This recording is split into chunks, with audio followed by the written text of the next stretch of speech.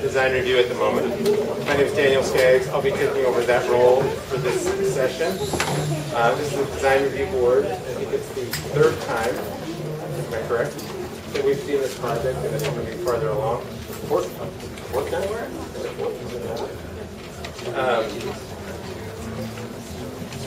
I gotta get started.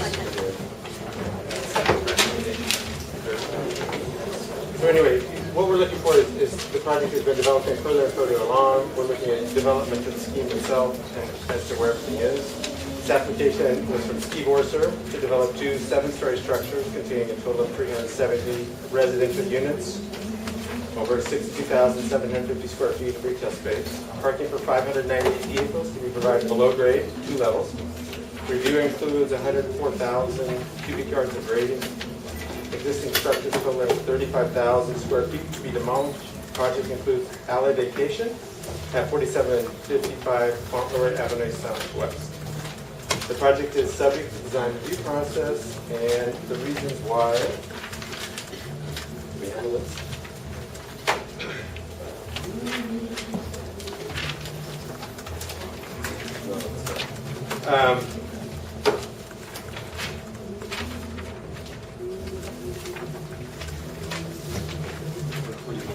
Well, I'm looking for the list. I'm just looking to see what we looked at last time. So basically, we're going to review the architect's responses to the previous comments and questions. The architect gets a presentation of about 20 minutes to go through the scheme of the building.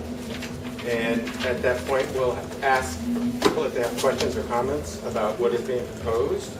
And if you sign in at the back, Bruce will send you along meeting notes for the presentation and the work that's being done.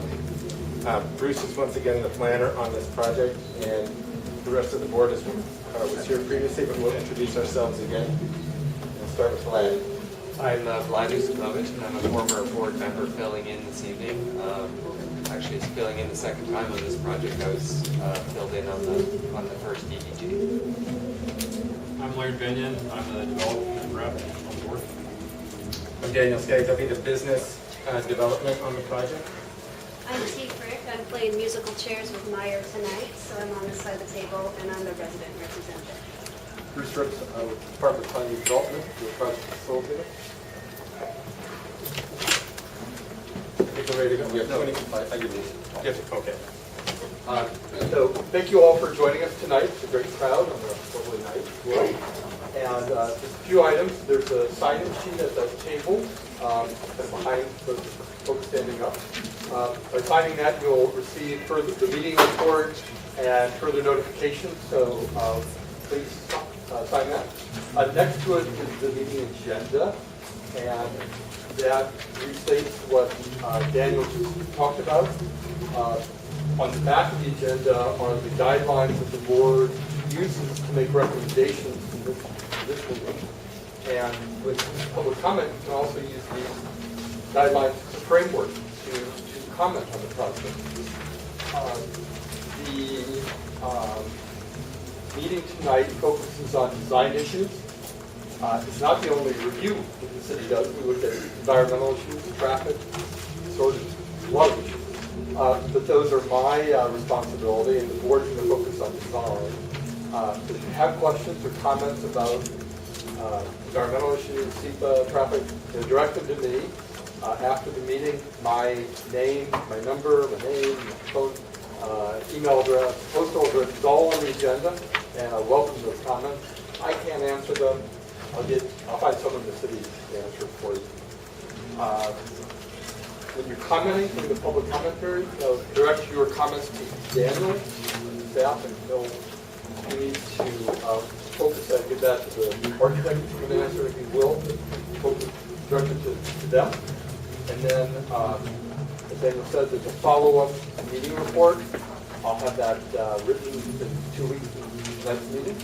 And then we'll go from there. So thank you again for joining us. Thank you. My name is Bill Flow with Fuller Sears Architects. Those of you that heard the earlier presentation, there's a lot to go through in 20 minutes, so we're going to kind of go off to some notes here. First thing I want to stress is a lot has happened since we last been here, last we're here. March 28th was our last DOD meeting. Since then, we've had 3 meetings with the Design Commission. in April, May, and finally on June 20th, where we received a conditional approval from the Design Commission to move forward. SDOT, the Seattle Department of Transportation, has endorsed our plan as being safe and appropriate for bikes, pedestrians, automobiles, and trucks, including our mid-block connection and our revised alley design, which we'll explain tonight. I'd like to emphasize that when we first met with you in September of last year, we've gone, well, not quite a year, 9 months, I guess, in taking the project from early design guidance to final design. And we come to you tonight to ask for your allowing us to proceed with the project with the final recommendation. So because we have a lot to cover, we've got a little bit of a, calling it a presentation roadmap, so you know what to expect in the next 20 minutes.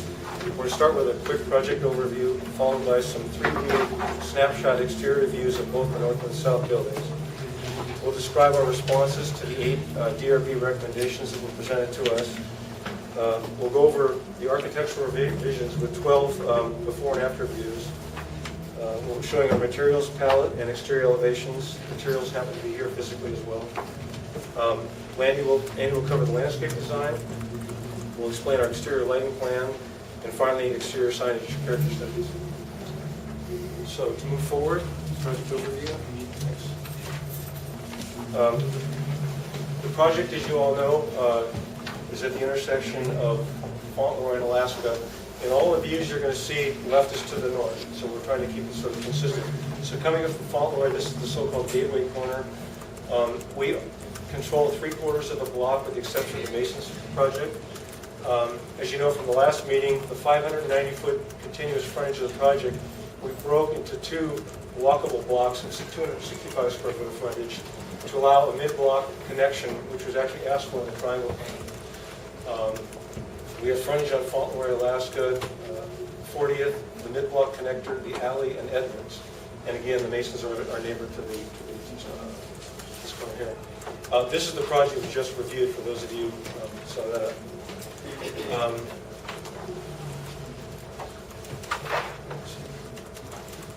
So this is a ground floor. This is a combination of ground floor and site plan. Again, the same orientation, Fauntleroy in Alaska. This is a new connecting sidewalk we're doing to the Spruce project across the street. A lot of people have come to this meeting and wondered why there wasn't a connection. We are paying for and doing that as part of this project. The red line that you see is our property line.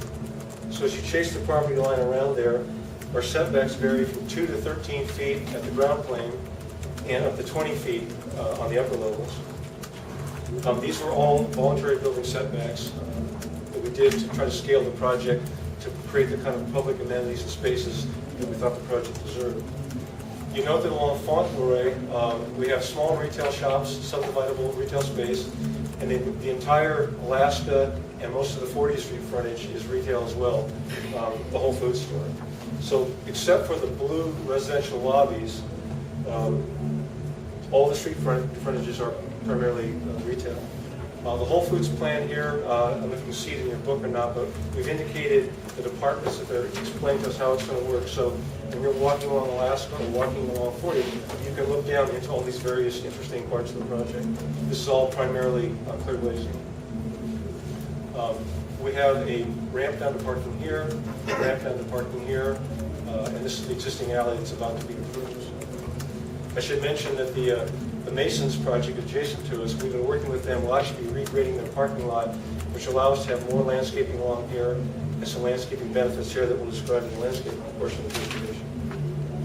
So next is we have some 3D exterior views. These are some quick snapshots to just orient you to the project, and then we'll go in more detail from there. So we have a little key plan down here in the corner that will kind of keep you organized. This is the northeast corner. This is coming up Fauntleroy. You can see that one of the requests we got from last time was, could we consider some way to skew the corner to acknowledge its relationship to the axis of Fauntleroy? We've done that.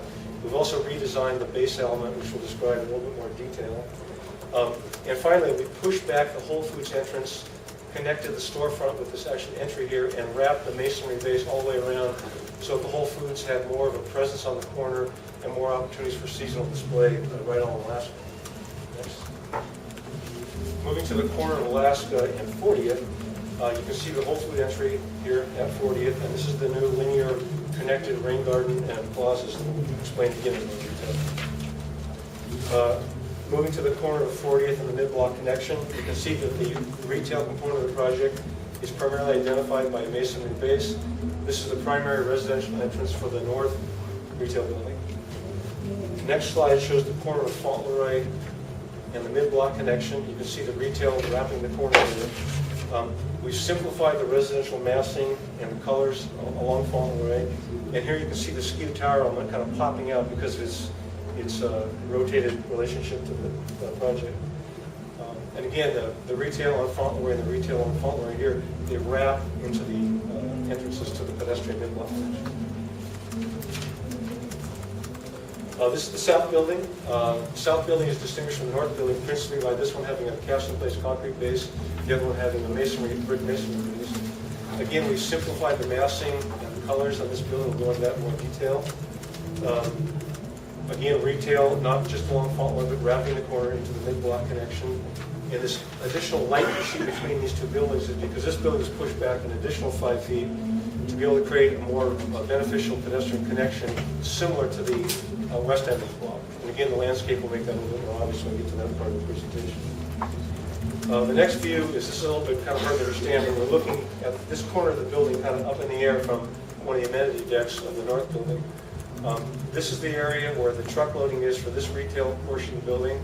At one time we had a drive-through for the drugstore, pedestrian drive-through. The drive-through has since been eliminated. So this is now strictly just loading for the retail component of the building, and the alley runs along here, amenity deck for the south building. This is the corner of the alley in Edmonds. You can see the north-south alley running along here. This is the ramp that takes you down to the parking, the south parking ramp. And these landscape screens actually hide 3 on-grade parking stalls. Of the 600 or so parking stalls we have, there's only 3 of them that will be visible, and we'll be asking for departure for those. Next view is the corner of Edmonds and Fauntleroy. Here you can see the main residential entry to the south building, and the retail comes along here. And again, a simplified massing and color palette for this building. So this next slide, we responded to your DRB changes. I know we'll get into some dialogue about that later. But we distilled them down into kind of 8 primary elements. You asked us to look at the corner tower element. You asked us to consider rotating the building, the corner element, and simplifying the base elements that were seen to be competing with the tower. On the pedestrian open spaces, we were looking for more of a hierarchy and more of a simplicity of the relationship of those spaces. We'll explain that as we move along. The alley and mid-block connector, it's now endorsed, as I said, by SDOT and the Design Commission. We have eliminated the drive-through, and we have wrapped storefronts into the mid-block connector. The grocery store entry on Alaska, we met twice with Bruce actually on this part of the project to try to understand how we can better meet the obligations to keep the corner plaza public while having Whole Foods have some interaction with the plaza. We'll describe that in more detail. Residential entries. The open space adjacent to these were felt should appear more public. We've done that. We'll explain that in just a moment. The upper building elements. As I mentioned, we stepped back the building, south building at the mid-block. We simplified the organization of elements, colors, and materials. And again, that will be apparent when we go over this. The hierarchy of materials, actually, we have common materials here. We have the north building materials and the south building materials. And when the lights finally come on, we'll let you explain that. And then lastly, commercial signage and lighting. We didn't really explain that at all in our last get-together. And we have a pretty comprehensive package to describe that. So moving on to the architectural revisions, we've organized these in kind of a before and after sequence to make it easier to compare this with what we saw last time. So this is looking at the northeast corner. You can see the area in red, kind of highlighting. This is the region that was principally modified. We had the orthogonal geometry of the tower elements. We had the vertical large sculptural piece, and remember this is an elevated plaza that was deemed to have been kind of standoffish to the corner. The Whole Foods masonry base here was more of a wicket and less of a returning base. And we had noticed during the dialogue that this piece seemed to be competing somewhat with the piece here. Similarly, we had more colors and materials that we thought we could probably simplify. And the after view, comparative view of that, you can see the rotated corner element. You'll see in a few moments when Andy talks about how we've reorganized that, created some vertical elements, not with art pieces, but with actual landscaping. You can look into the Whole Foods from and see that landscaping.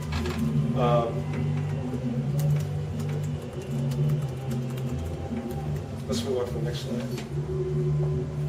So this is now looking, here we are on Alaska, we're looking straight on at the view of the Whole Foods market.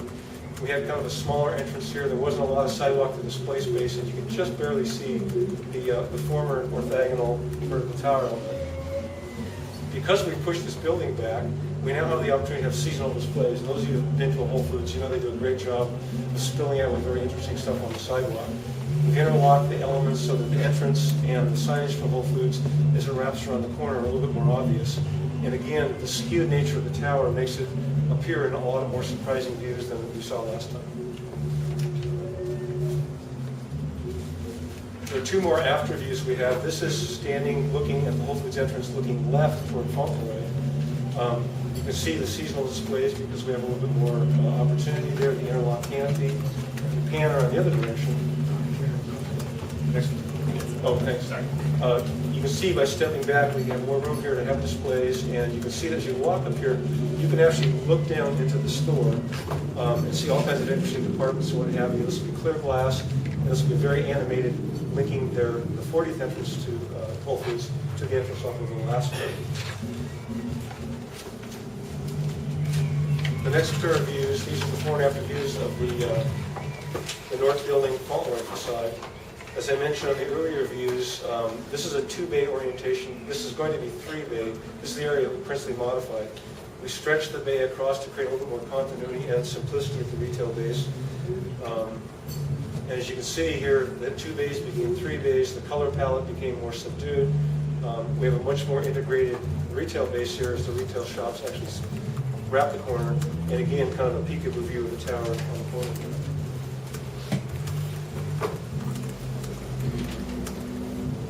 South building, again, you'll note that the south building base is cast-in-place concrete as opposed to masonry.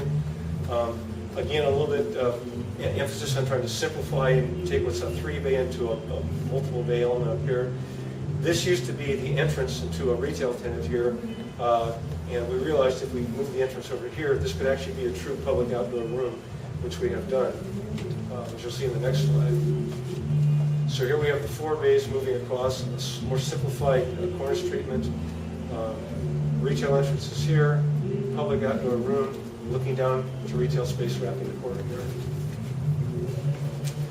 So our last before and after view, this is going to challenge you a little bit. This is looking down if you were a seagull flying over the site. 40th, Fauntleroy, Edmonds would be down here. So this is the existing Mason's property and the mid-block connection. The way we had it before, we had a real generous 8-foot wide raised sidewalk with a 3-foot landscape buffer with a covered canopy, but it pinched down over here because of how close the building became. Our driveway was 25 feet wide here, connecting down to 20 feet here, but because we had a drugstore drive-thru and drugstore deliveries and all kinds of movement past here, there was some chaos, which we acknowledged and fixed by 2 ways. One was getting rid of the drive-thru altogether, the other was making sure that the alley worked well as a 2-way alley. So this slot right now here is simply for retail deliveries. The alley is a true 2-way delivery, a 2-way traffic. And except for the area where the Mason's building actually hits the property line, it's widened from 16 feet to a full 20 feet, all the way from the Mason's building to Edmonds. Here you can see how the 8-foot sidewalk kind of comes across, comes an 8-foot sidewalk over here with covered canopy, and again, Andy will describe that in a moment. So the materials palette, there's a little handout I gave to the board members. This is a little bit hard for even me to read. But as we get to the end of the project, maybe we can kind of answer in Q&A what the actual materials are when the lights are turned on. It's a little difficult right now. Next. So we're going to quickly go through these. We have elevations of all the buildings. All the materials are tagged and shown on the materials board. So why don't we just kind of quickly go through them. This is probably easy for us to review when we get to the Q&A rather than kind of laboriously going over that right now with the limited time we have.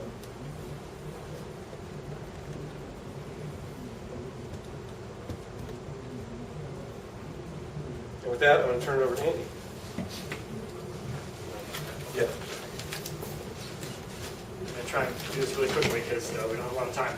A lot of this has gone through in the design commission approval process, but generally we're going to talk a little bit about the whole vision of the project, because it developed as we were working on the project, sort of a big macro view of West Seattle, and it sort of inspired the idea that what everybody likes about West Seattle is these edges are at the waterfront.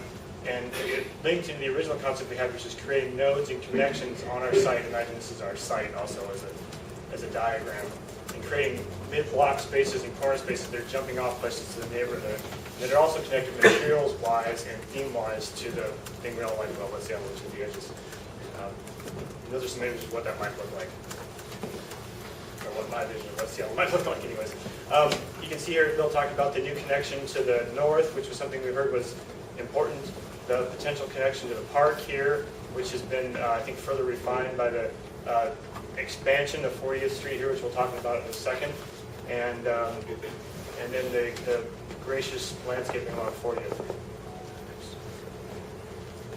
This is an overall view from above, and we're going to talk about the spaces that we're talking about in the Design Commission, which is basically the public spaces. But in addition to that, there's street trees and landscaping wrapping the entire project, which currently there isn't at this point. These are some image views of the inspirational materials choices for the project, including the rusted metal, the pier-like forms, the decking, wood, water, urban rain garden examples, and an example of a green wall with corten panels and rain garden there. You can see that inspired the choices for the landscape design. These are examples that were presented at the Design Commission of all the pieces of public benefit, not including the spaces. So the wood and concrete benches, metal benches, nicer quality bike racks, interpretive signage at the rain gardens, wooden deck-like pier elements at the open spaces, water with white noise, outdoor gathering spaces, the pedestrian light poles that are of a similar style to the rest of California and Alaska, or California and also in the Admiral District, that help tie the neighborhood together, and these great interpretive wayfinding signage elements that are popping up from Pete first. These are examples of the artwork that we use as inspiration from the sculptor that's working on the project to help provide public benefit. You can see some 5 minutes. Okay, you can see some of the examples of material choices that he works with, metal and glass predominantly. Next. This is a previous view of the corner that was developed, and it wasn't successfully resolved. One of the problems was that the water feature was sort of tucked under the building. There was a lot of busyness going on, and it's been refined, as you'll see in the next couple of slides. And that's a view of what that might have looked like, with the lower forms to not compete with the tower element above, and I think we took it a little too far. So as you can see in this next slide, this is the preferred design that was developed and approved. It includes a water wall on this edge with a raised planter with some large deciduous trees kind of evoking the east edge of West Seattle and how that looks with the water and the art features that are interactive that you can wander through. One of the things we heard was make this space open it up more and have it on grade. We've also made it feel larger by taking the tower element and changing the paving pattern so it expands out all the way to the curb to create this as one whole large space. There's interactive views between the indoor lobby here and the exterior, so you can see through to the water wall. As you're coming around a corner, you can see these elements and they catch your eye as you're coming around the corner. There's some vertical sculpture elements, seating elements for when you're walking and waiting to cross the street or waiting for the bus. In addition, I'll actually go to the next slide to describe this. So the character image of the water wall with the corten steel, and then one of the influences that we had in talking with the artist was using that corten and also the eroded edge of a lot of West Seattle is these eroded bulkheads that have tidal action on the base of them, so they're like more aggregated at the base and they're more defined at the top. So that's kind of inspiring the edge of this seating. These can be also seating height. You can see in this image, you can walk around the corner, sit on any of these spaces. They're interactive. You can come up and touch the water if you want. Sculptural elements that are being developed by the artist that have uses of river rock, wood, bleached kind of driftwood elements, and then these art glass pieces you can see down here on the floor, which maybe we could show later as a mini example of what that might look like and what was approved as conditions by the Design Commission. In this slide, you can see images of how the wood benches are allowing landscaping to slip into these spaces. We've got uplighting that mimics some of the glow of the building above that you'll see on some of the lighting images. And you can see here the view through to the Whole Foods through the canopy of these trees.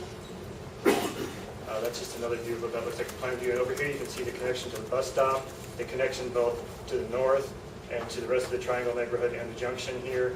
So this is a key corner. I want to dwell briefly on the 40th Avenue. This is a section cut through 40th. This is the north side of 40th and the south side of 40th. As part of our public benefit package, we're widening 40th, allowing a full triangle plan section for the entire half block, which is really not the only place you can accomplish this. With widened sidewalks, street trees and planting are being provided on the park side, as well as some additional landscaping to tie the project in with ours along the Mason's property. And you can see from here, and also on this image behind me, of the linear nature of this park with the gathering spaces and the rain garden and the art all interactive to create one large, unique street park-like space. This is a view kind of from a bird's eye up above of 40th Street, Alaska being here. And the reason presenting this image is one of the comments from the design commission was how to relate the landscape and the streetscape to the architecture.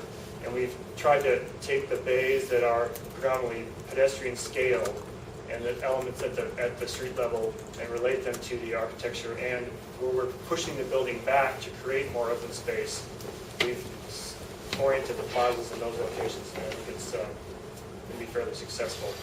In this instance, you've got a lower Whole Foods Plaza seating area as well as upper plaza seating area that can be used by the public with benches, the rain garden in the background, with this linear, basically series of art features that connect the entire block that the artist is working on creating art glass in these elements that moves up and down. So when you're across the street, there's some actual interest in these pieces that kind of, it's more than one dimension.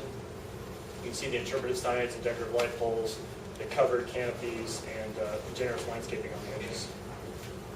You can scroll through these pretty quickly. These are just some views of what those spaces look like. This is walking about mid-block, looking towards the Masons building with the artwork and the rain garden, which is part of our green stormwater infrastructure we're doing for the project. This is looking northbound on 40th, the plaza spaces. We've pulled them away from the retail entries or the residential entries so they feel like they're truly public, and connected them together with materials choices that are similar in nature to the other plazas but not exactly the same. This is a view through the mid-block connector, and as Bill mentioned, you can see that we have generous landscaping along here to separate pedestrians from cars. There's the green wall and covered canopy, as well as a raised mid-block crossing for residents that also acts as somewhat of a speed deterrent. You can see here we've purposely lowered, this is something that's new, we've lowered the connection across the alley so it feels like you're in a car-oriented zone at that point, and it's more like a traditional crosswalk and traditional street sidewalks in these locations. Again, we've added landscaping here, pulled the building back to allow this to be more generous, neck this down to 20 feet so trucks have to leave and go down the alley, and this is more dominated with pedestrians and smaller cars. And then this is a view of the corner plaza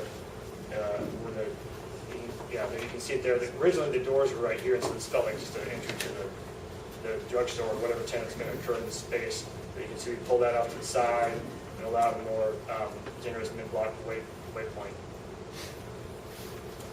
The southeast corner is similar, pulled the building back, separated the residential entry from public spaces, added a corner element that's a little more vertical so you see it catches your eye as you're coming up the street. Use material choices that are similar in nature to the rest of the project, and added street trees along Edmonds as well. And That's basically the time. oh, okay. Well, suffice to say that's what the rest of the landscaping looks like. So can I get 1 more minute to go over the lighting? Sure. Okay, so I'll be fast. Okay, so this is a nighttime rendering of the building done by the lighting consultant we're working with. So this is accurately depicting what that would look like. It's principally long life, low energy LED lighting meets the Seattle and the Washington State Energy Code.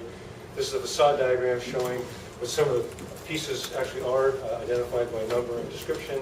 The next slide shows the ground floor lighting plan as the light would spill out in the mid-block, in the alley, and how it would come along the street here. Last 2 sheets are just cut sheets that show some of the fixtures. And then finally, we'll wrap up with the exterior signage character. As you know, the only sign tenant we have is Whole Foods. You've seen the Whole Foods signage on the building, but we have retail shops facing Fauntleroy. The north building is differentiated by brick masonry bays. the south building by precast concrete, and you can see the wall-mounted signage.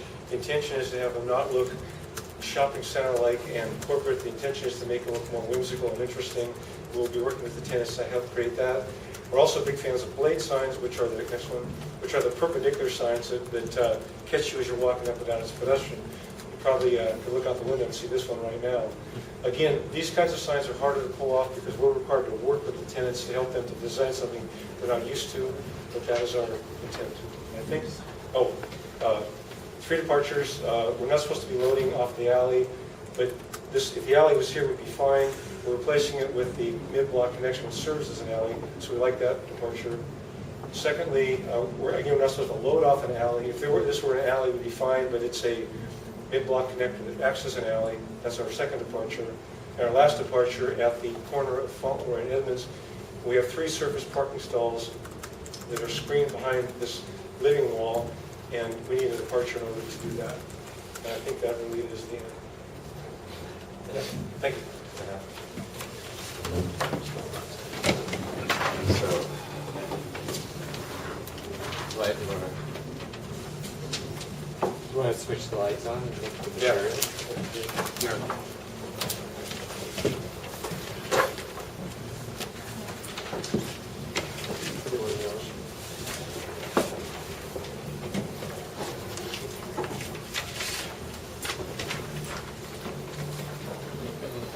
So, I actually do have a question about the materials, so if you could explain Sure. some of the Yeah. choices of materials and why you're doing it. So, again, when we distilled the comments that were given to us about the materials choices, we were trying to initially add a lot more choices and colors and materials to kind of break the project up. There was a request, and we kind of decided that really did make some sense to simplify the palette, but create some differentiation between the north and the south building. So the way the color board is organized is these are the common materials to both buildings. These are the materials that are unique just to the north building. These are the materials unique just to the south building. So you can see that, and the south building, and for example, this over here. And I think as the renderings indicate, although this is a little bit far off the path there, when you saw the signs that showed the sign studies that showed the concrete base and the masonry base, the 2 buildings we think we want them to feel like they're integrated and at least second cousins, but we also wanted them to have some uniqueness and some interest that was on such a big project, because we have a lot of frontages wrapping a lot of streets. And again, I think initially we may have erred toward a little bit too much variety. This is meant to simplify that a bit. So there's a, just in the panel that's in the presentation material, you talk about the window color being vinyl, Yeah. white vinyl. So all your illustrations show basically dark window frames, and they look pretty good. And so when I transliterate into white, the building really changes pretty quickly in my eyes in terms of its quality. Yeah, I'll tell you that this rendering, when we went to the lighting guy in the back, that was something that lost in communication. We realized it after we put the package together. But the intent from the developer is to use white window frames. So is there a reason that you're using white instead of off-white? They really stand out. If you just go through your elevations really quickly, take a look at all your elevations. Really show something that's not that color. It's just 1 second.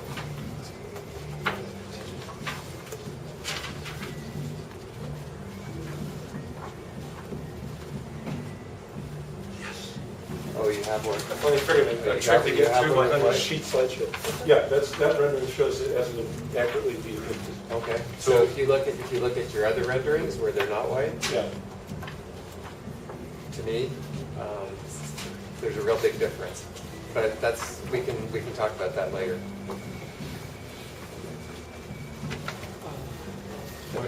Yes. Okay, a couple of brief questions. First off, where to start?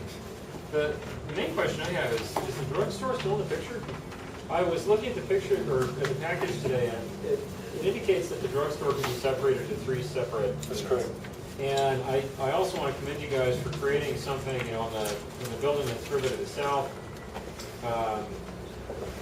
you know, with the all-concrete material choice you made, that can work really well, and the improvements you made on it look like it's actually 3 different storefronts, which is a good response to, I believe it was actually Daniel's comment a couple meetings ago that looked kind of suburban. But my real question is, are you really still planning on a drugstore, or is this being designed so you can legitimately have 3 retail? So I mentioned that we lost the drive-through. We may have lost the drugstore. Not determined just yet. That's why this is designed to be multiple retail tenants. So that may be a common loading dock servicing those tenants. We don't know yet. The only signed tenant today is Whole Foods. We hope it's a drugstore. Then on that note, you mentioned that the retail is now going to wrap around the corner into the, Along here and along here. Could we take a look at, I'm sorry to do this, but on the south portion of the, Here? yeah, that area, it looked like there was sort of almost like one tilt-up panel, and then there was some fill, and the rest of it was all one big monolithic unit. And I was trying to figure out why you guys made that design decision. Give me a second here. Sorry that I don't have a page this side. No, well, and my pages don't jive with those because the dividers are different. One page that does it in the package, at least, is page 70. You can see a picture of it. In fact, page 70 is probably the best example.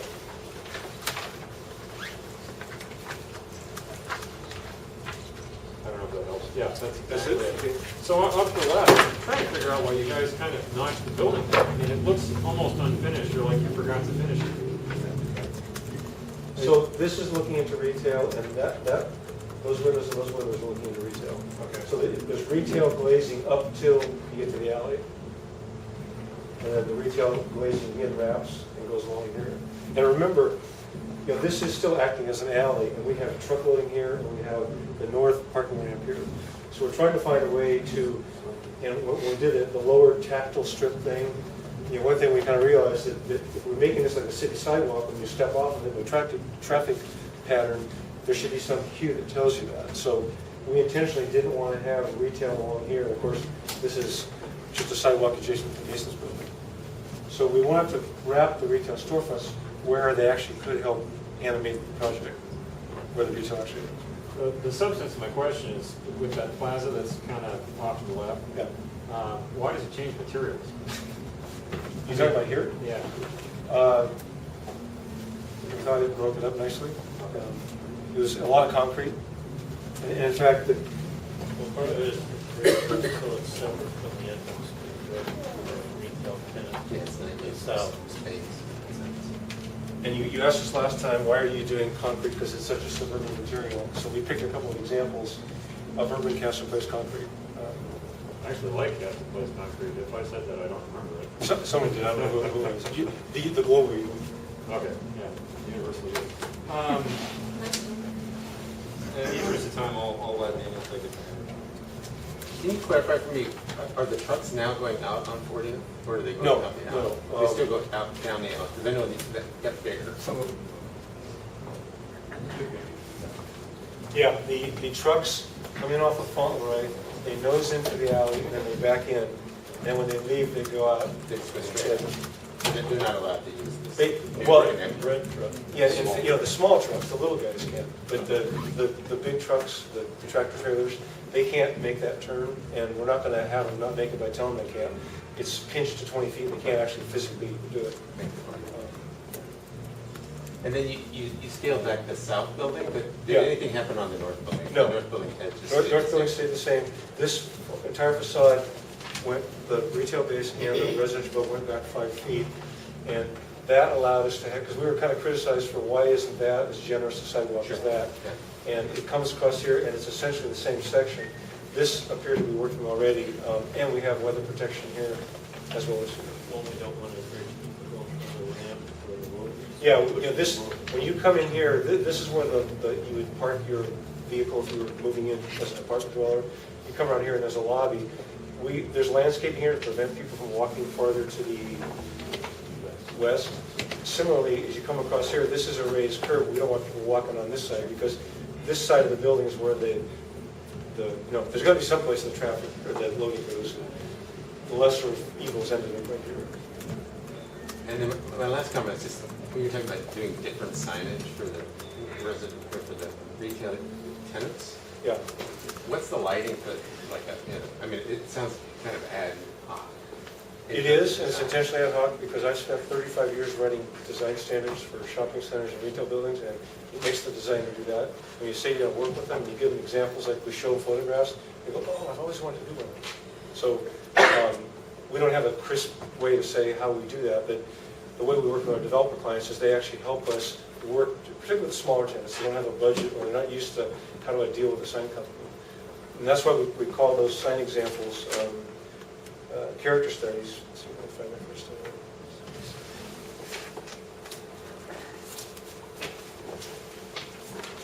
You know, to put a normal sign up here and a repeat thing up, 24 inches high, channeling letters, has these 6 colors, it starts to look identical. And so by working with tenants to do so, this is obviously, we borrowed this from right around the corner. This is the kind of signage that makes the junction look really cool. And these kinds of tenants that would sometimes do a more restrictive corporate sign, if they're encouraged, will tend to want to do one that's more interesting. Because we think that the retail frontage along Fauntleroy is really key to the success of the pedestrian vitality of the project, as is the on-street parking along Fauntleroy. I just have a series of really quick ones. Andy, for the gateway that's at Fauntleroy in Alaska, if you go from within the lot line to the building, not to the curb, what size is that? Well, the Okay. paving part is like 20 by 30. You're talking about the northeast corner plaza. The main gate Yeah, corner. yeah, it's, So from within the property line, not outside of it? that's about 30 and that's about 20. But that's not including all of those other things. And then the other one is probably finished grades. I'm just curious how the finished grades are working at the 2 Whole Foods entries. And then if you move down Alaska, so you stop in the center and you're looking down in, you keep saying down in, how far down are we off of Alaska and how far down are we off of 40th if you're standing kind of midway down that street? 40th is about 7 feet, which you know the Admiral Safeway project on the Lander elevation, which is the south elevation, that's also about 7 feet below the sidewalk. So it's similar kind of relationship, except on Lander, there's landscaping keeping away from looking in. On this one, you can walk right up and, peer in. And what about midway down Alaska? Let me get that wrong. So about 4 or 5 feet? Yeah, maybe 3.5. 3 maybe. Yeah. And then your entry closest to Fauntleroy, Alaska is at grade. Right. Yeah. And your entry, which appears to be your main entry off of 40th, is that correct? Yep. How much below grade? Because it looks like you That's about 7 feet. step down It is from quite a- grade exterior before Yeah. you step down. into That's the right. interior. So, and the idea was that the lower plaza appears private or Whole Foods territory. The upper plaza appears public, and you don't have to have a Whole Foods bag to feel like Then it's we also step down inside further in the store. But in 40th is kind of your goal, the way the grocery is laid out inside is kind of your main entry. So if I'm someone in a wheelchair or in a motorized chair, and I get to that entry and realize there's steps, There's a handicap. what's my experience? Like, Yeah, let me walk see if I can us find through the- that.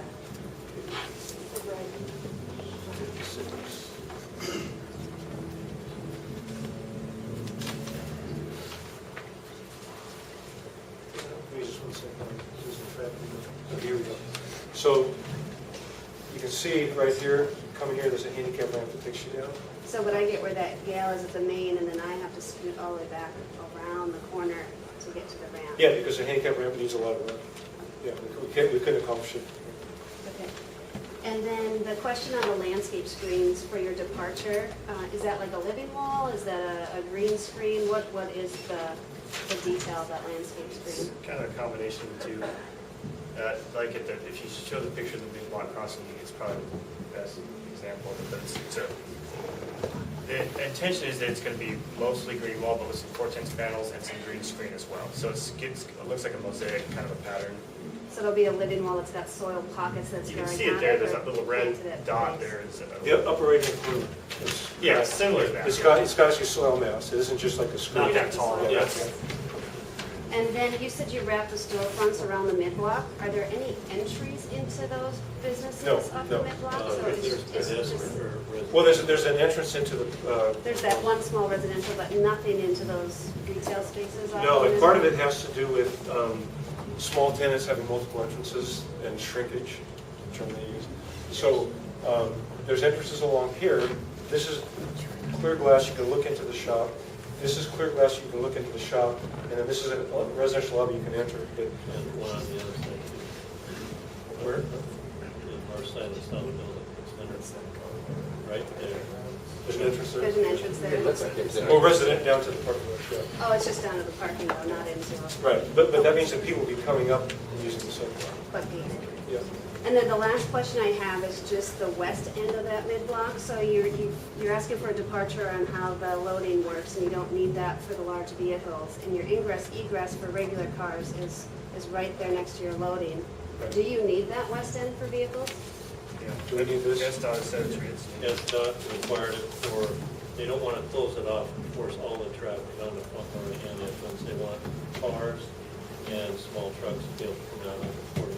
So they've seen the urban design framework plan, Yeah. Yeah. and they disagree with it? Yeah, this is We've had a dispersal issue that they want to 3 make or 4 sure the meetings, streets don't they get want to into. spread things out, Got it. but also control the large trucks. Thank you. So, how many people would like to ask questions, say something tonight? A lot. So to start up front and work their way back.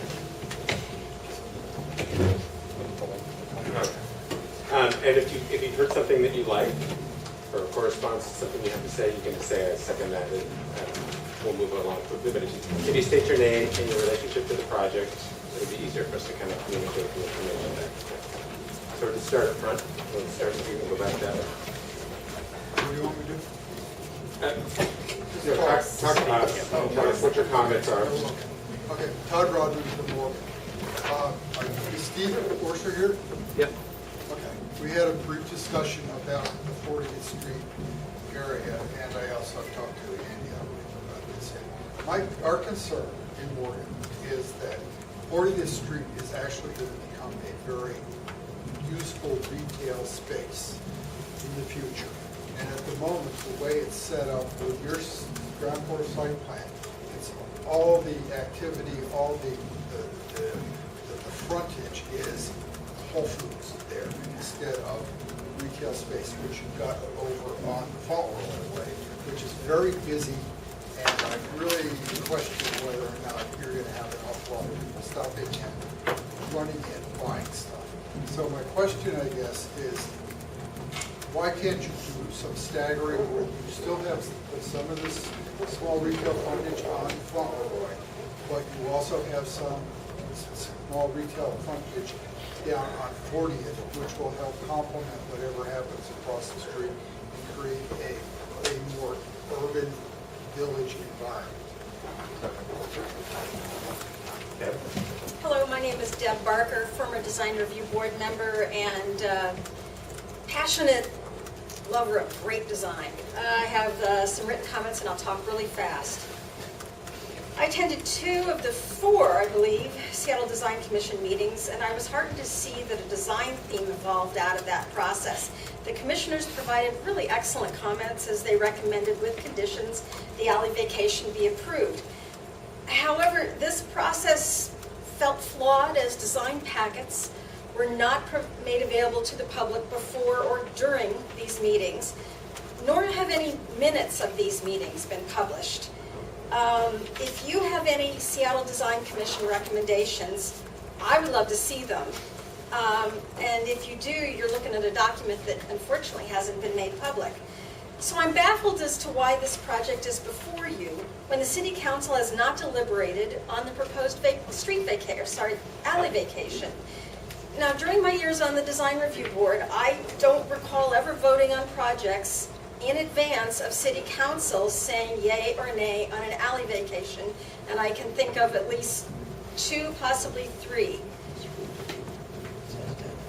I do not believe that the board can legally make a recommendation tonight when the City Council approval of the alley vacation has not yet been granted. Now, I'm glad to see that the applicant eliminated the drive-through facility and that they recognize the importance of the mural, which is titled Alki in the 20s. However, based on the volume of the 20 to 30 daily vehicles backing to the loading dock, the mid-block connection, in my opinion, still feels a very dangerous place for pedestrians. And that is vehicles backing from the southbound alley into the loading bay.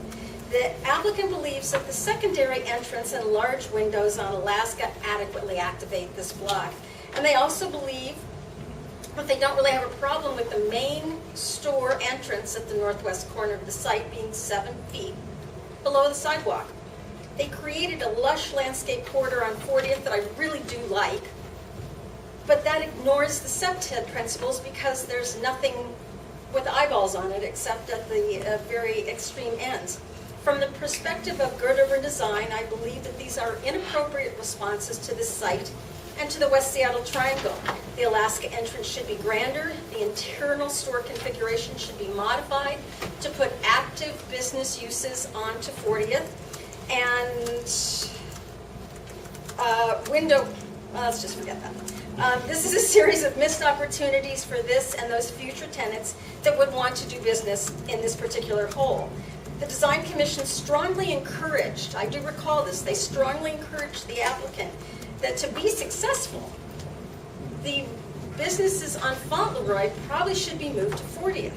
There were business representatives who said that based on their experience. So I'm really wondering why the applicant would ignore the good advice of the commissioners who knew of what they speak. The facade at the northeast corner of the project reflects no more than a tall, lighted lobby. I know I've said a lot about that over these 9 months. I still don't get how that's supposed to say, welcome to West Seattle. I do still believe that the applicant has not met the design requirements for this important area, be it iconic or gateway. I urge the board to table this project until the code is met and the city council has finished their review. Thank you very much. Sure. My name is Steve Lansing. I'm with the United Food and Commercial Workers Local 21. We're the largest private sector union in the state, but we have about 700 members living in the West Seattle area. Our members work in grocery, healthcare, and other service and retail industries. We're also part of a new emerging coalition called Getting It Right for West Seattle. It's comprised of organizations, business owners, and local residents who support smart development in West So the Seattle. board, we need to make these briefer, and you need to tell the board what you want to see in the project. And I think that'll Okay, so I'll get right to that. We're opposed to the current project as proposed. We have wide-ranging concerns, but in terms of design, we'll comment on 3 issues. One, the concept of a mid-block connector in both the urban design framework and the West Seattle Triangle Plan was for pedestrian use with pedestrian-oriented amenities. Instead, as designed currently, it's established it for vehicle and delivery truck access. It does have sidewalks, but we feel it's essentially an accessorized alleyway that will not be an inviting pathway for pedestrians as they pass a loading dock, garage entrances, and dumpsters. We also think it does put pedestrians at risk with multiple vehicle uses squeezed into that one space. Second, the West Seattle Triangle Urban Design Framework, Seattle Municipal Code, and other design guidelines call for a wide range and variety of retail goods and services be placed on Alaska Way and 40th Avenue Southwest. Instead, there is a big box grocer and, as currently planned, a large pharmacy. What little space is left for small retailers is on Fauntleroy, the least inviting space in the development for pedestrians. 40th Avenue Southwest and Alaska are left as blank space with access only to one big box grocer. And then finally, despite repeated critique in past reviews of the proposal's gateway element at the intersection of Fauntleroy and Alaska, there's been little substantive change to that corner in our view. The Seattle Design Review Commission continued to be dissatisfied with the last design offered on June 20th and has required it to go to administrative review as a condition of approval. We feel the developers have not met the design standards for this corner, which will be the gateway to West Seattle for decades to come. Anybody else in the front row? Well, I had one, I forgot one thing. Can I just- If it's fast. Really quick. Right, fast. The night picture is false. It does not depict based upon the color of the white Well, he already explained, he showed us a picture that had. Yeah, but the night picture that's being shown and distributed around, which I have shown people, which looks really good, is not what it's. Okay. Next row. Anybody in the next row have anything to say? Let's go back. Go to the third row. Here's the next. Okay. My name is Grant Hewling, third generation West Seattleite, and I went to Holy Rosary. I've actually worked as a substitute teacher there as well, and I'm very pleased with the expansion of the masonry. The warm, quiet dignity of the brick is absolutely, that characterizes Holy Rosary, which is perfect for West Seattle, and I'm definitely, a design snob, and I could nitpick things.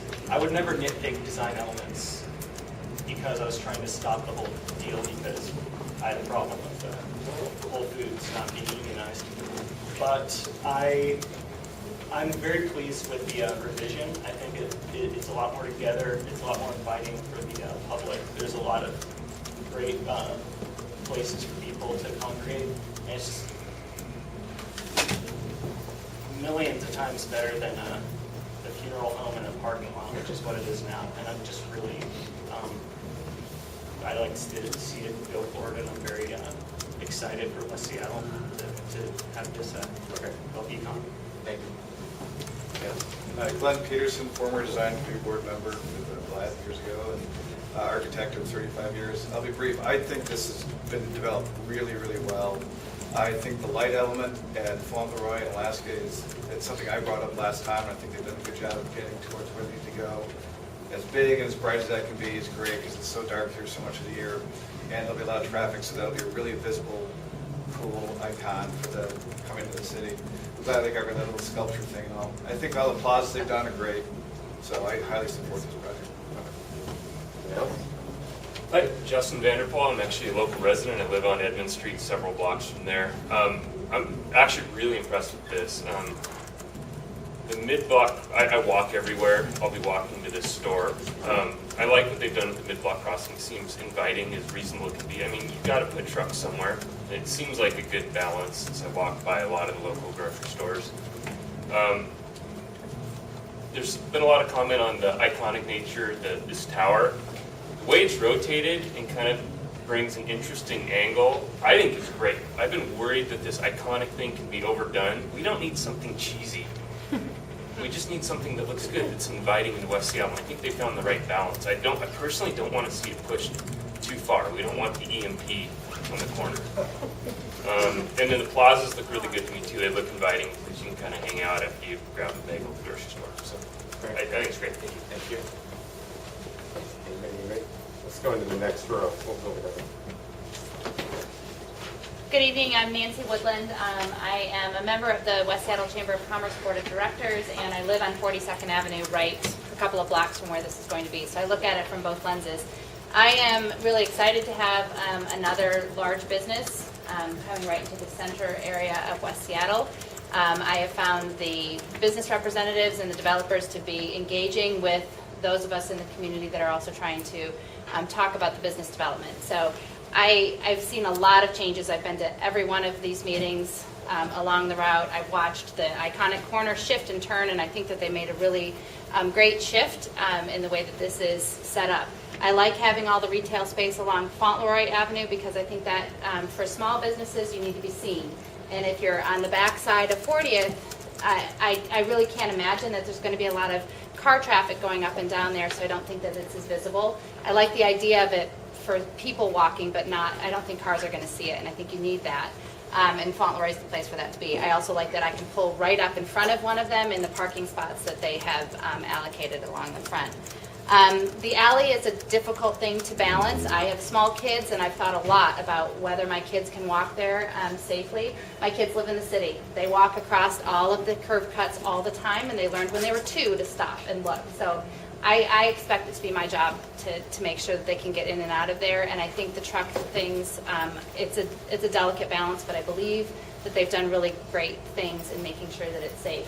The smaller width of the alley that's right near the park, I believe is going to make the semi-trucks not go that direction, which I think is a good thing.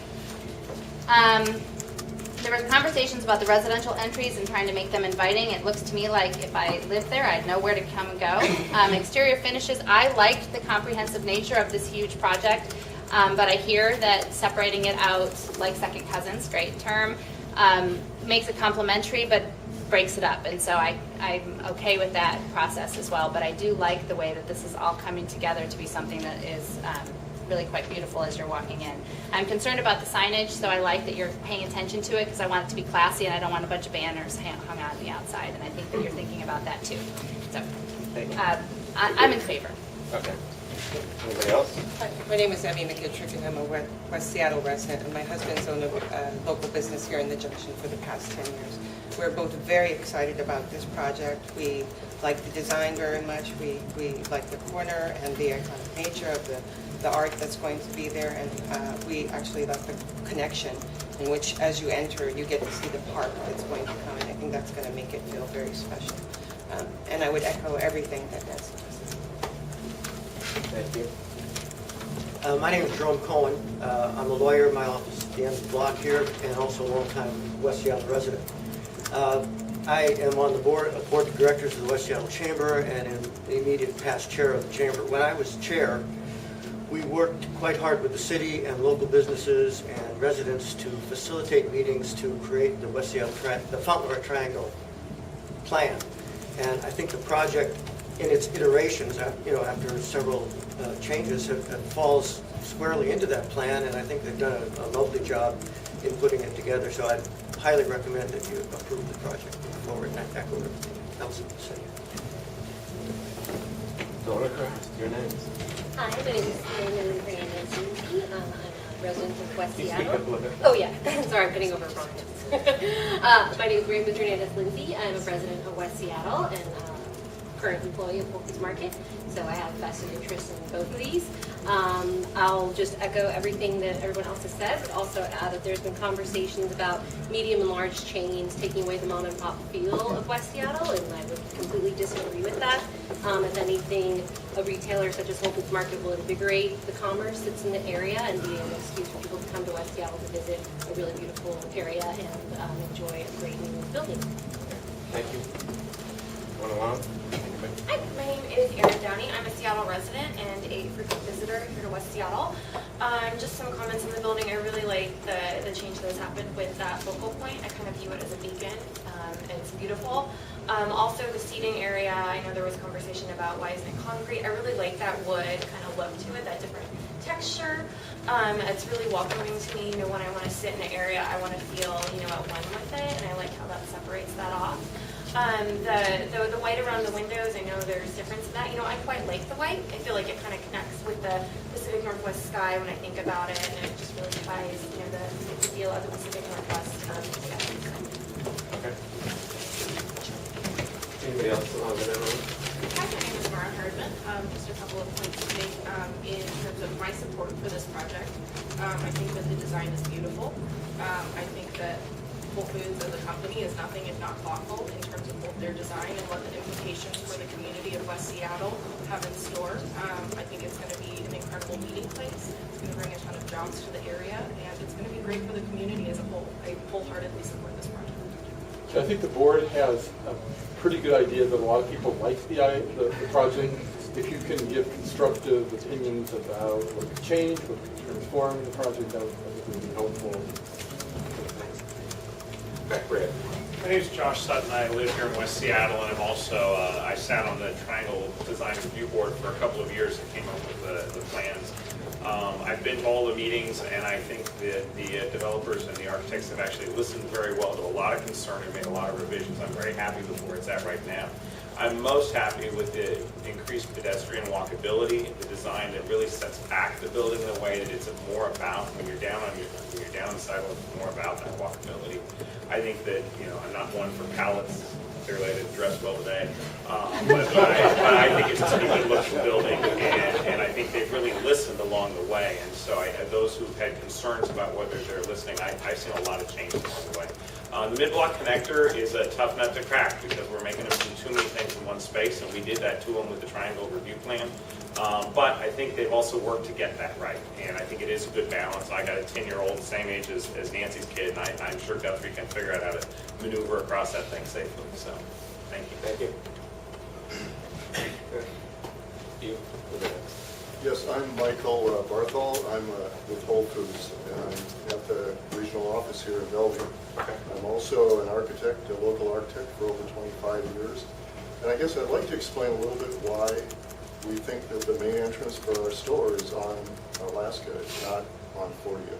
If you can be brief. I will. I will be brief. But I also want to point out that a lot of our customers are going to come in the parking garage, and there's a 15-foot high ceiling. We have escalators coming up, elevators, stairways that make that the grand entry. And the pedestrian entry on the 40th is really where we envision a quiet street. And I think they've done a wonderful job addressing those concerns. And someone asked us if we have a design for the inside, and we said no, we don't. Because we've met 2 or 3 times with the neighborhood, and we're still trying to figure out what we want. Every one of our stores is unique and different, and this one's going to be West Seattle, so we're excited. Okay, thank you. Chip Nevins with the Seattle Parks Department. I just want to say we support this design. We like what's going on 40th, bringing people down, and we like the mid-block connector going right to the park. Okay. Did we get everybody? Renee Commons, West Seattle resident. I think the project is really taking shape and looking really good. I've been involved since the very beginning. I do want to make a comment on the process here. I requested Seattle Design Commission administrative review notes, and there hasn't been transparency here. So I see the developers responded to that meeting, but there have never been any notes published, so the public can't really comment effectively on that. And I don't know if the board has as well. I do like the way that the gateway is, more resources have been allocated to it, and it seems to be gaining sophistication. Does it scream gateway to West Seattle? I'm not so sure. I like the water feature. The white vinyl windows, I do not like whatsoever. I think they look inexpensive. All the other elements I think are coming along. My last point is about the retail sector on the south part of the block. I think we all have to have a little more foresight and think about what's going to be coming in on the other side of Fauntleroy Way, which is probably down the pike, is going to be a similar scale project. So that corridor on Fauntleroy will be retail. It's on both sides of the street someday. So what we love in West Seattle, what we have in the junction are those little street, the little room for a little bistro table, something like that. Have some foresight. Think about what's coming 15 years down the road across on Fauntleroy 2. It's going to be about the same size, and that will be activated, and there will be people walking through that mid-block connector to get on up to the junction. All right. Thank you. Did we cover everybody? So we're going to take a little bit of time to have our own review. If you have conversations, take them out of this area so you can have those, and hopefully we'll be quick about it and we can move along. Response. So before we start, please send it.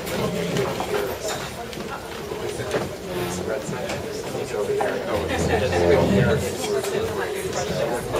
we have all the other it's in here reading.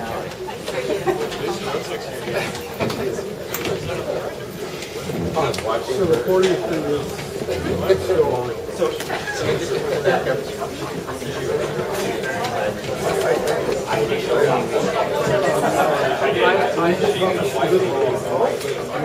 Unfortunately, we don't have we don't have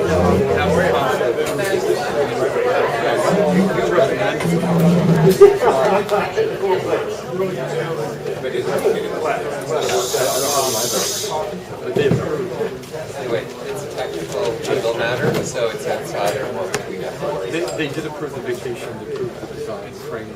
They're an advisory body. So if there are recommendations, we need to know about those recommendations before we proceed. They approve the hour, but if they said something about desirable in a retail, that's that wouldn't be their approval. I think if there were notes, we would know. I mean, I talked about the way portal. I just want to struggle inside. If I do find something, I'm sorry.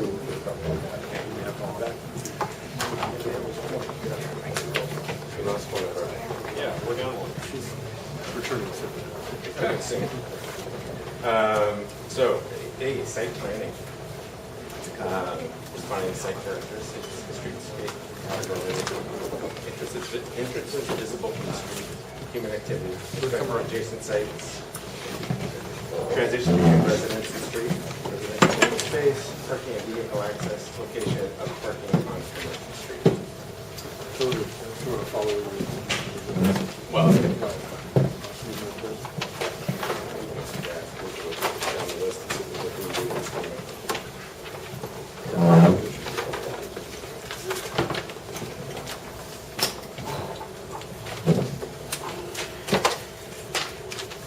we start off with things we like? Or Sure. these sort of changes? Can I ask one just quick question? The whole design commission thing that came up, I did go look for the meetings too, so I could be as most up to speed. How does it work with design review board and design commission and then the city council and the whole alley vacation? How does that process Yeah, work? it's a fun one. Oh, I'm sorry. Sorry. Design Commission approved or recommended to the City Council the alley vacations and the urban design framework. You guys recommend to the council, so you don't need council's approval of what they've done. If the council changes it or something, then they'll have to come back. That you guys recommend to the director, to the department. So I actually know one example of this happening before, because I've just been around for a long time. But the Delridge, the Vivian McLean Library, actually had to go through design review and design commission separately, and actually had some different recommendations than we did. So in the end, there was, it was, because it wasn't concurrence, there was a final meeting with, it was pretty complicated because the two different panels can look at the same thing in different ways. So, but That was city different looked because for- that was a library, which is a public entity, and then I believe they have private development on top of it. Right. So that's But I think that the policy of the city was that each had to approve it in its own right. So, but it wasn't that there had to be one and then the other. It wasn't like that. But both had to approve.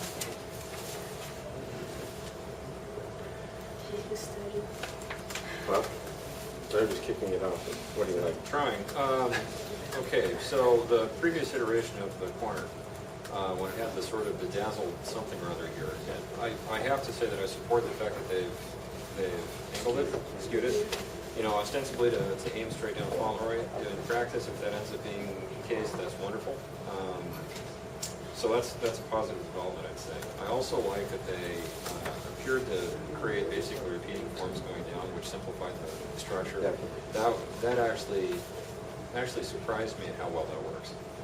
And then I mentioned it earlier, I appreciate how they've gone off of our earlier feedback and taken the concrete portion that's in the south building and taken it from being a suburban Safeway to something that looks like it could function 20 years from now. Yeah, right. Yeah, so I mean, I like that. I thought that actually worked really well. Yeah, I mean, I think the things I'm still suspicious about, and I like the developments of them, are these, the areas outside, the plaza areas. I like breaking it down and making it more accessible. I wish it was bigger, but I think they all work successfully. I think the landscape architect is trying hard, and I think they're doing a good job with the slate that they've been given. But at the end of the day, you can put lipstick on the pig, but you have to activate the spaces. The spaces have to be the right size. You have to have variation in size. If you're going to have a gateway plaza, and then that plaza should be of a different size and be different than the others, and it shouldn't be a little plaza to nowhere. There's no building entry here. it's kind of just going into this little dead end corner. It's right here and right here around the corner. But it's just kind of a little plaza in a way. To play the devil's advocate on this one, I am not going to disagree with you on the size of the plaza, but one of the notes that I pulled out of this package from our previous meeting was that I feel strongly that this plaza needs to be for, public plaza for public good, not just an extension of the lobby for the residents of the building. Correct. So I like the idea that the entrance to the building was off to the side and separated. Because it puts this plaza as a public space that's there for people that are not just residents of the building. That said, I don't disagree with any of your other comments. But I mean, look at 2200 Westlake, that's a Whole Foods, or look at Westlake Plaza downtown. It's functional, it feels like plaza, and it's activated by the building. So why is that angle not notching and creating an actual plaza that is a plaza in size, where it can be activated by the building, but not here and still be very public? I think the design commission, from what I hear, didn't feel satisfied that it worked, and we hear it from the public, and I'm just not convinced that this plaza to nowhere, although I like the concept that they're playing with, and I like that the landscape architect is trying to take that continuity all around. There's only so much they can do if they don't have the right slate. Actually, going off your comment, the fact that the entrance is, probably 100 feet and then around the corner. Well, that's the entrance of the building. So I think they're talking about an entrance into the building. It doesn't indicate that. If they don't have a floor plan set, why not take coffee bakery? Get it in that corner, have an entry. They want this to be coffee bakery. But, so that's the other issue over here, is universally accessible is really important for all modes of transportation. People on crutches, people in chairs, and motorized chairs. If we're designing this as our main entry, why is it not at grade? Realistically, the main entry is going to be off the parking garage. That's what he's basically saying. For all of these residents and all of the residents at the link, there's going to be a lot of people that walk. We have people that walk to the junction from the link. I want that to be the case. So why is it being designed for the majority of the customers coming from the parking garage? I think, though, the issue there is that grade differential along Alaska. And you really have two choices. One is to lower it, one is to raise it. And because I think that the entrance should be at that corner. I don't think it should be further down, because most of the people will be coming from the other side. So if it was raised and you went out to Fauntleroy with a raised storefront, it would be really not. That would be even worse. But could you not do this all flush and take the whole grade change up on the inside? So as someone in a wheelchair, when they get here and realize they can't go through, and they have to go all the way, they have to go all the way around the corner. That's not welcoming. If this was flush and you stepped inside and that's where the grade change happened, that would be a better main entry for all users. So you're saying that the ramp would be inside the store rather than the outside, or the elevator? There's already an elevator, because once you get inside here, you have to maneuver down another 5 feet, plus or minus. So there's already an elevator. So why not make that whole thing that grade? So if I come here in a chair, I don't have to go all the way around the corner, down the ramp to get in. I think they did that at the QFC on Mercer, I think. And it's got a large staircase on the inside. I mean, I don't know, I'm not a wheelchair. No, you make a pretty good point there, actually. Because I don't, the Sunken Plaza thing doesn't do it for me either. And it just doesn't say main entry. Yeah.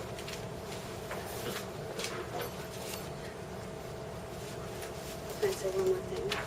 And then I'll stop talking. I liked the comments I heard from the community about why no activation along 40th or Alaska. I'm a small business owner, and I think this will change over time. I think Renee, who said that, was right. But I do think that this is supposed to be a neighborhood green street. So there should be some building entries off of here, and there should be something off of Alaska. And they did it at, same architect, did a great job at Mill Safeway. They've got a coffee shop and other details, and it opens out at grade. The grocery store is down below that, and they've been able to maneuver the grade on the inside, but still have some small business open out at grade to activate that street. This is supposed to be a pedestrian-oriented commercial street. We have 2 small entries. This is supposed to be a neighborhood green street. They've got one entry depressed here and one residential lobby. And if you look at QFC, if you look at Thriftway in the Morgan Junction, it has grocery stores in a hole with windows that you can look down. It's not enjoyable. Who walks up to the window to look down into it? It's not a comfortable pedestrian street. I used to shop at the Thriftway every day, and I hated that north edge and the sidewalk against those windows that looks down in the hole. And look at what QFC has done by putting, in a lot of places, in 2200 Westlake on Denny, has taken those windows, and once they got occupancy, they've put bubble advertisement so you can no longer see through. Look at Capco, what they've done. So down the road, we lose that transparency. Potentially. So I don't know if there's a way to ensure that doesn't happen. You can condition it. To a comment that we had actually earlier, 40th is going to be a very beautiful street, and it's nice to have eyes on it. That's a thought that hadn't occurred to me at all. Well, but at the same time, with the entrance there and assuming that the coffee pastry area is located near there, and people at Whole Foods do a lot of takeout kind of, and that's where they're going to sit. They're going to that whole area will be activated just by that very retail function. So it's. The QFC one isn't. Well, QFC, people don't really go by things. They don't buy like the donuts and the. We're not designing a Whole Foods though. I mean, we're Yeah. designing a big box that could end up being a Costco one of these days, or a Home Depot. Well, that's true. You're true, and Whole Foods has shown that they back out of leases. I mean, look across the street, we're in LA Fitness. They've shown in the past that they may back out of a lease where the project doesn't go through. So we can't make a decision based on Whole Foods. Well, they didn't back out of the lease there. The building didn't get built. So A little bit backed out of the one over Interbay. We- They went into a big. well, it was I think Well, they anyway. emphasized. But anyway, that's Let's all. focus on, But it's true. I guess issues and what you want what to we're dis- talking about is the permanence. Yeah, what is the we should- design? It's not a permanent What is the design It's temporary. guidelines? I mean, they're all temporary. Doesn't matter if it's tenants. So let's make the space work. Yeah. But I have to say that as soon as forget what let's say it could be any grocery store. Once you have that kind of park-like environment on one side, it will drive the program of the store because the store wants to use that. They like adjacent spaces. So I think that from a retailing point of view, it does reinforce the usage of that space by people. A finished floor 7 feet in the hole is not going to activate all the way down here.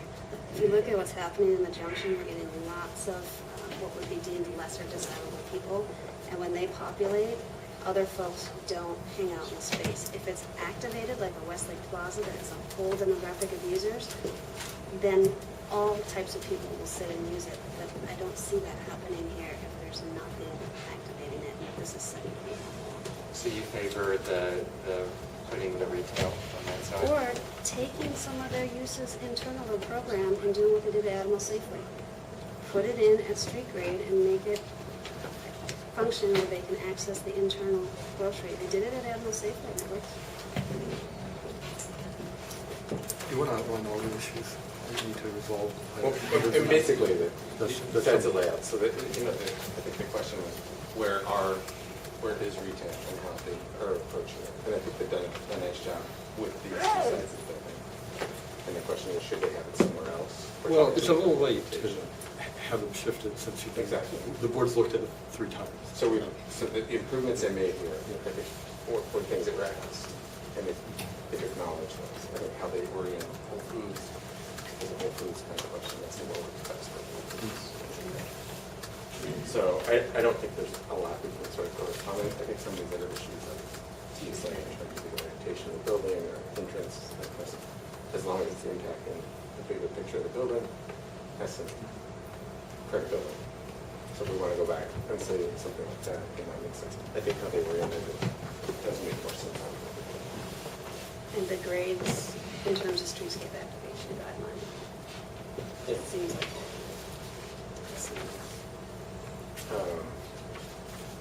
I think the work they did mean, it's something that a lot of feedback on the open spaces and the landscaping and how that all sort of coordinated on the site. And I think we made good improvements in a lot of those areas. And I think, the question is how some of these things continue to operate. Apparently, the mid-block thing has been sort of moved down the road. What do you guys think of the residential lobby with the doors right here versus a little bit farther away from this? Because that's a really tiny. Well, I think they're just trying to get them. The amount of in and Yeah, I out. like the idea of this going around the corner. I'm just responding to a piece of feedback we had.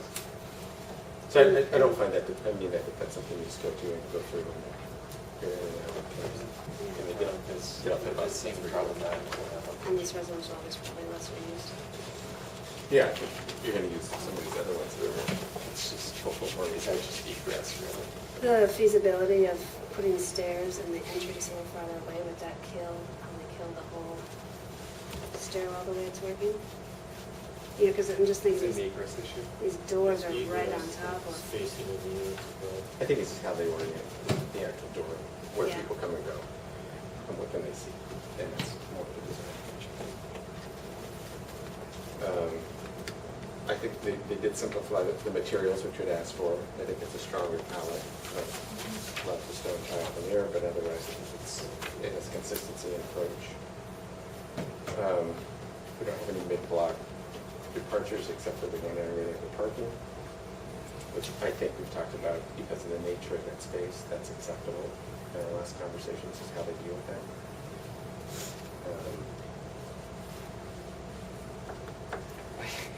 I don't think they can do anything else with that space. No, I think they need places for people to pull up and Yeah. do what they need to do there.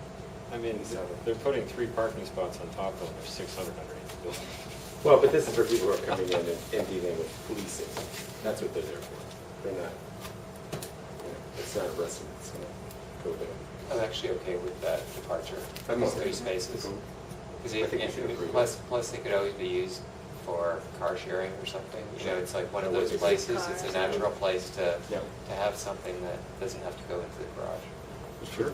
Whether it's for leasing or whatever, And Edmonds doesn't have a lot of building activation building use, so. Yeah, no, I agree. There's nothing else they can do with that space.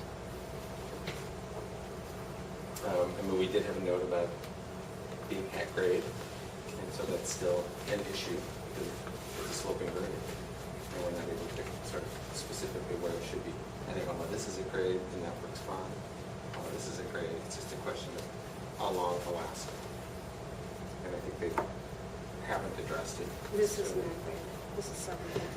Well, I'm talking about, there's an opportunity here, This. of what's accessing the grade there. They have outdoor spaces here that are at grade. Bruce, what is the desire that came up in design commission, or was it here to have this feel less private? I mean, could this paving material not go all the way across to make it feel like a bigger space? Is it still separated from the residential lobby? 'Cause You have authority. I mean, I to get that change- they're to change. responding to a comment. Was that comment design commission or the last meeting here? I think the idea is that these spaces shouldn't be private. They should be, well, one is that they're public, that's some of the Yeah. public benefit, so Yeah. they should have a public quality to them. I feel like this is the property line, so that's a lot of space. But how they pulled it, the larger area away from the entry doesn't make it feel private. It would be nice if this paving material was consistent with this whole space, so it felt a little bit bigger.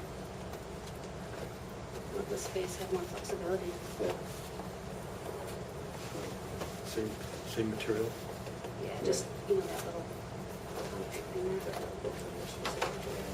Does that make sense? It's just this little South side of 40th? concrete Okay. thing here, because you're trying to separate the two, and it's like, do you need to separate it that much? It already made it feel. Well, we better. had so many comments to separate stuff that we kind of went over the top to separate stuff. Yeah. I think it's trying to get the rhythm and order. So I have to leave. Okay. Lisa will finish the meeting.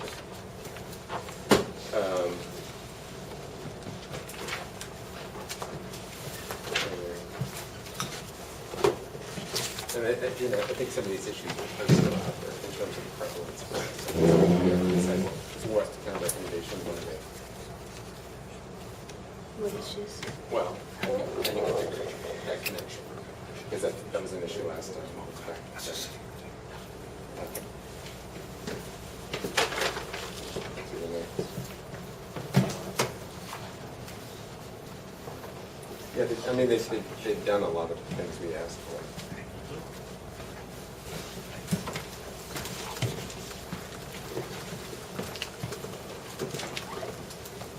So guys, since I'm just jumping in, I'm gonna need a very thorough summary at the end by you. I'm just telling you right now. I'm not sure we know how to do that ourselves right now. Did he give you his notes? I do have his notes, what you talked about so far, but for my purpose and everybody else in the room, I want to hear a summary at the end. But I'm giving you fair warning. There's really two very different summaries that would come out of this. One is if there's a vote to approve it with conditions, then those conditions have to be very specific. Exactly. If it's not an approval, then it's going to be more general. So I think maybe we should have a discussion about the overall feeling about that, and then we can shape the comments from there. It just depends on if we do an approval, we need to make sure that there's a lot of very specific conditions attached. And we should get down to color the windows if need be. I mean, this is a humongous project. I realize this is the fourth time we've seen it, but I mean, it's 2 city blocks. And there's an awful lot that we need to make sure we get right. So what, That said, can I propose that what if we start down that path, Okay. see how long the list of conditions is getting and how detailed they are. And if it's getting more than, you feel is manageable that you need to see done, then you can make that determination. Sure. So let's start kind of hitting the list of what you would recommend as conditions. Well, I think T has the biggest ones. How it connects to the site. Basically, the Whole Foods tenant interacts with the site plan. So I think the big thing there is the grades. The main entry, if the main entry is on 40th, has to be at grade until you get inside. So it's universally accessible. For that entry? Yeah, instead of stepping down right here. Because they can take up the grade on the inside. Do you guys agree? I will defer to your opinion on that one. I'm less inclined. I mean, I have a good friend who's in a wheelchair, and we do a lot of activity like that. So that the fact that it's front and center, to me, isn't discriminating. So I don't have the same feeling. And I think I'm going off of customers that come into my shop that have commented how wonderful it is that they can come straight through the door, Oh, it's- right up it's to my certainly more tasting comfortable. table and not have to go around the sides. So let me ask, because I haven't been to the previous meetings, has this been an issue that has come up It has come up. with the previous meetings? It has come up. It was even baked into the notes. Okay. Sorry. It's printed in the notes. Is that true? No, that's actually. Grocery entrance on Alaska appears unresolved. A3, entrance is visible from the street. That's the Alaska. We're talking about it on Alaska. No, but you're talking about, come here. We're talking We're talking about Alaska and 40th. Alaska and Fauntleroy. I thought you were talking about accessibility issues. We're On talking this Universal. They're talking about the main entryway and how that entry is resolved. Sure, I understand that, but we went through 2 EDG meetings and this never came up on universal access. And the project has universal access, you can't build a building without it. So this is a little late in the process to hit us with that one. But you could take care of it on the We inside could do with a an lot of things. elevator, We're in a correct? 4th meeting, and you were not involved in any of the 3 meetings, with all due respect. She's still in Understood. Can I make one quick comment? And this relates to the design commission meeting. There was numerous discussions about this issue, about it being lower, higher, on grade, equal. In the end, after much deliberation and some minor disagreements, the majority of the people thought that it being lower was not a big deal and that it was a positive space. And partly that's because we said it wasn't public. But as soon as we mentioned that, the grade change issue became less of an issue for them. And they didn't think it design-wise it was inappropriate. And just summarizing that, that's They what I wanted heard. separation between public and more private space, so Sure. they felt the grade change was appropriate. And For the the- handicap access issue will be Right. dealt with because it's code. Is that Daniel and Laird, and glad you were at the very first one. Is that your recollection as well? That is my recollection, Okay. and they have dealt with it, and they've dealt with it on their side. And I think we identified it as a problem, but I don't think at the first meeting, we just identified it as an issue. But I wasn't there for the subsequent meetings. You know, So I guess the two of you were, and then you were at the last I actually am one. sympathetic to the issue of the yak grade, having an yak grade issue, kind of connection, because I think that's always better. But I think it really creates a lot of internal problems in terms of how the store functions. Absolutely. Because then basically you probably have to do the coffee shop bakery kind of at a different level. And I think actually Metropolitan Market does that. But there's some internal issues in terms of how everything functions together here that then come out. So for me it's like 6 of one or 6 of a half dozen of the other kind of issue. It's going to be problematic one way or the other. Yeah, I just see if the floor plate's not designed inside. They said it still has flexibility, and I can't think of a grocery store that has a main entrance that is not at grade. So I'll leave it up to you. So on the same note, I'm going to ask if this is a bigger issue.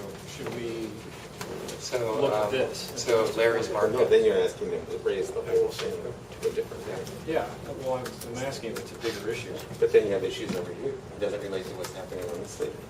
So you got to pick a spot.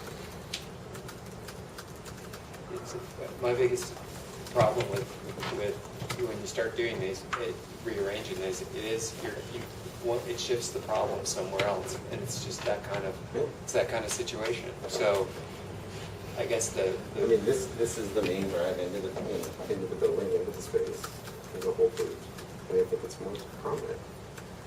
So then maybe the entry should be more prominent. I think that's an architectural problem, not the solve the problem. It's architectural, but it's also the site architecture. It's the at grade feeling more prominent. Because it doesn't. These two are totally removed from each other. Yeah, and I don't know that it's entirely successful. It's not my job to make the project a success. It's to help them figure out what our issues are. And I think they've addressed what we've asked them to do in terms of bringing this to the city and to the street front and all that sort of stuff.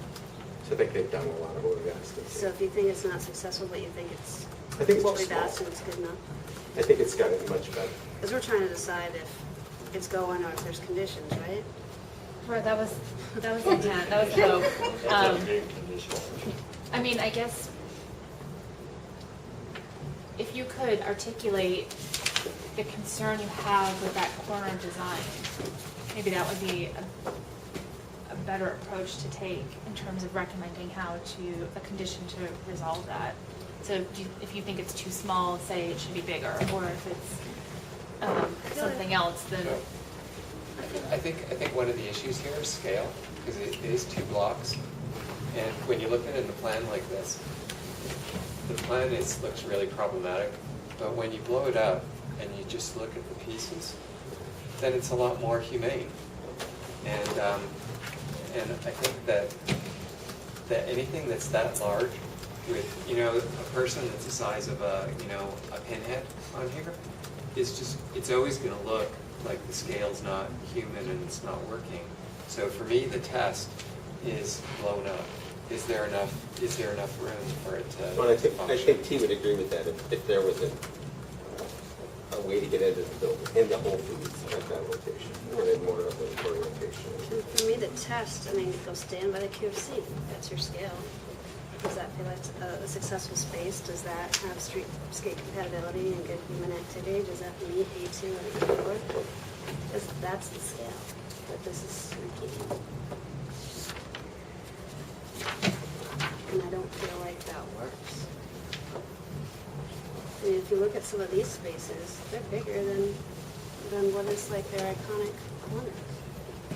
But I don't feel like, I feel like it's been brought up in the past that it's too small and nothing's ever changed. Well, So they've changed it. we're at They've never changed the size of it though, and we're at recommendation 4. I feel like that's irrelevant now. Does it work? Is it successful with the Whole Foods entry?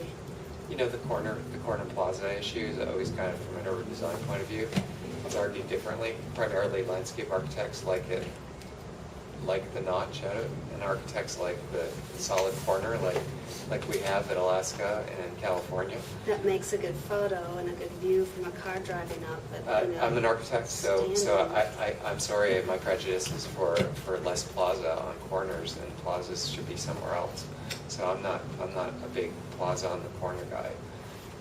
I like strong corners, and for me, the stairwell actually has some pretty visual presence, and it's not going to be the apartments with shades closed. That's actually going to be where people circulate, and there's going to be some life there. So as an object, and in terms of how people see the building, I think that's a fairly strong element, far more important than what's below it. But that's kind of my perspective. so from a plaza standpoint and public benefit, so is this, in your eyes, the new plaza then, this space? Because these Well, are that's- just little corner. That's notches and definitely, corners. well, obviously, you know, 40th is the green street. So then why are we not activating that plaza with building uses? I think they are. They're not activating with whole food uses, is the question. They activate with all of these tenants that go into the building, with all of the activities that are happening. There's two little things at the end and a whole dead facade that's way. I disagree. I think it's a useful design. It's not great. I mean, I don't think we should argue that it's great. It's not great. But again, it's that shifting problem issue. And then, I'm sorry, I don't know the details. Are there operable windows along there? They're fixed. And the finished grade of the space inside is 7 feet below. It's below. Right, okay. Hopefully that park, when it eventually gets built, I acknowledge it could be a long time. Hopefully that's enough to pull people in this way. If that's the case, I'll have to be in the street. I'm an optimist. I think that's going to be a very popular place. Hope so. Because, you know, people don't want to be on Alaska. It's a nasty street. Fauntleroy is pretty nasty. The place you want to be is 40th. That's where people are going to want to hang out. I think Alaska's nasty, unfortunately, because it's been built that way, but it's supposed to be a pedestrian activated commercial street. That's what it's supposed to be by code, and it just hasn't been built that way. And it's a major artery into the junction, so it's very important. It is very pedestrian important. street. There's no question. But I'm just saying, if you're going to hang out in green space, you're going to hang out on, I think people are going to walk on Alaska, but they're going to hang out on 40th. Okay, so my big issue then is they pulled it off at the Admiral Safeway, is why can't some of their coffee and bakery be at this grade, and they make the grade transition interior like they've already done on the grocery store project, and activate 40th, because that totally complements what you're saying. Well, then that's a condition, if that's what we think it should be. I don't disagree. I actually think that's not a bad idea. I have to think it through, whether it, just how the retail works, and maybe we should, I mean, Bill, can we ask Bill? But Is that it's doable? deliberation, right? Well, yeah. I mean, you can ask questions of the architect sparingly during deliberations. We are 15 minutes over. Yes. Just for me to get a sense of what's going on here. So the two issues I'm hearing are the main entry and the 40th Avenue side. Is there anything else, or are we feeling pretty comfortable with everything else? I think we've seen some things for the first time tonight, the materials and stuff, the windows, those things were kind of new. I think there's still possibly issues. I think they've addressed a lot of the other issues that we'd identified. Okay. Can we talk about the materials issues and windows that you? Well, I think the windows was a surprise. Everybody's expecting it to be black because it's black in all the pictures, and it's not black, and it's white. So I think that was probably understood.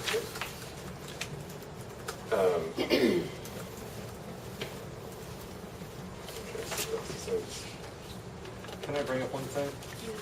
There's a note in the middle that we got here, and that's the third paragraph of the note. The design of the northwest entrance to village should relax importance given it will be actively used.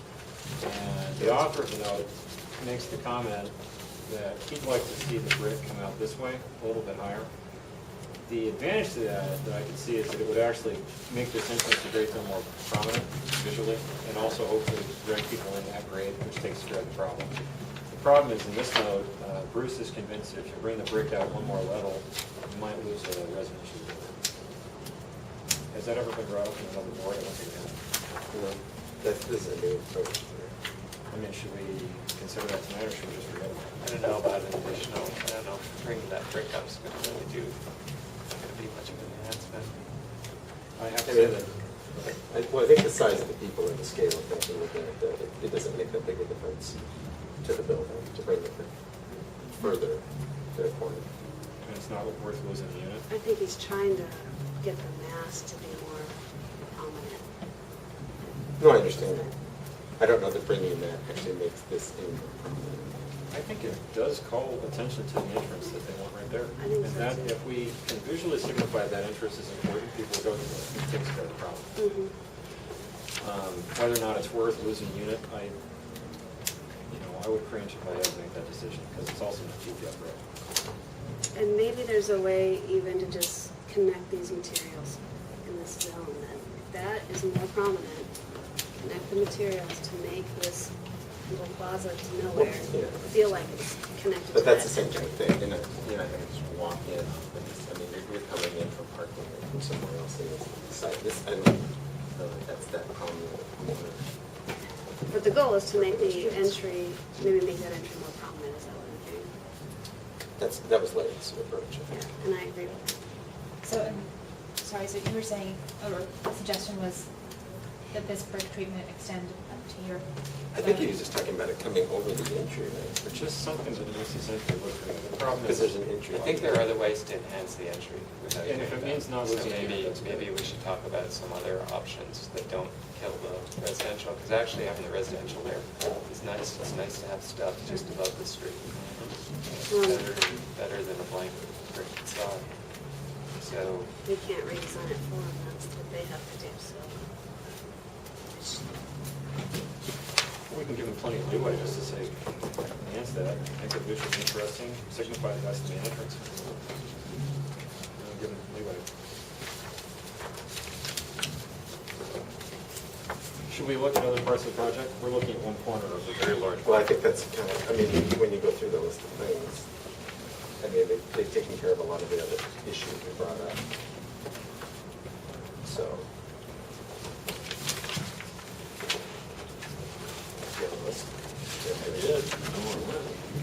So, can we just go back to the windows? Yeah.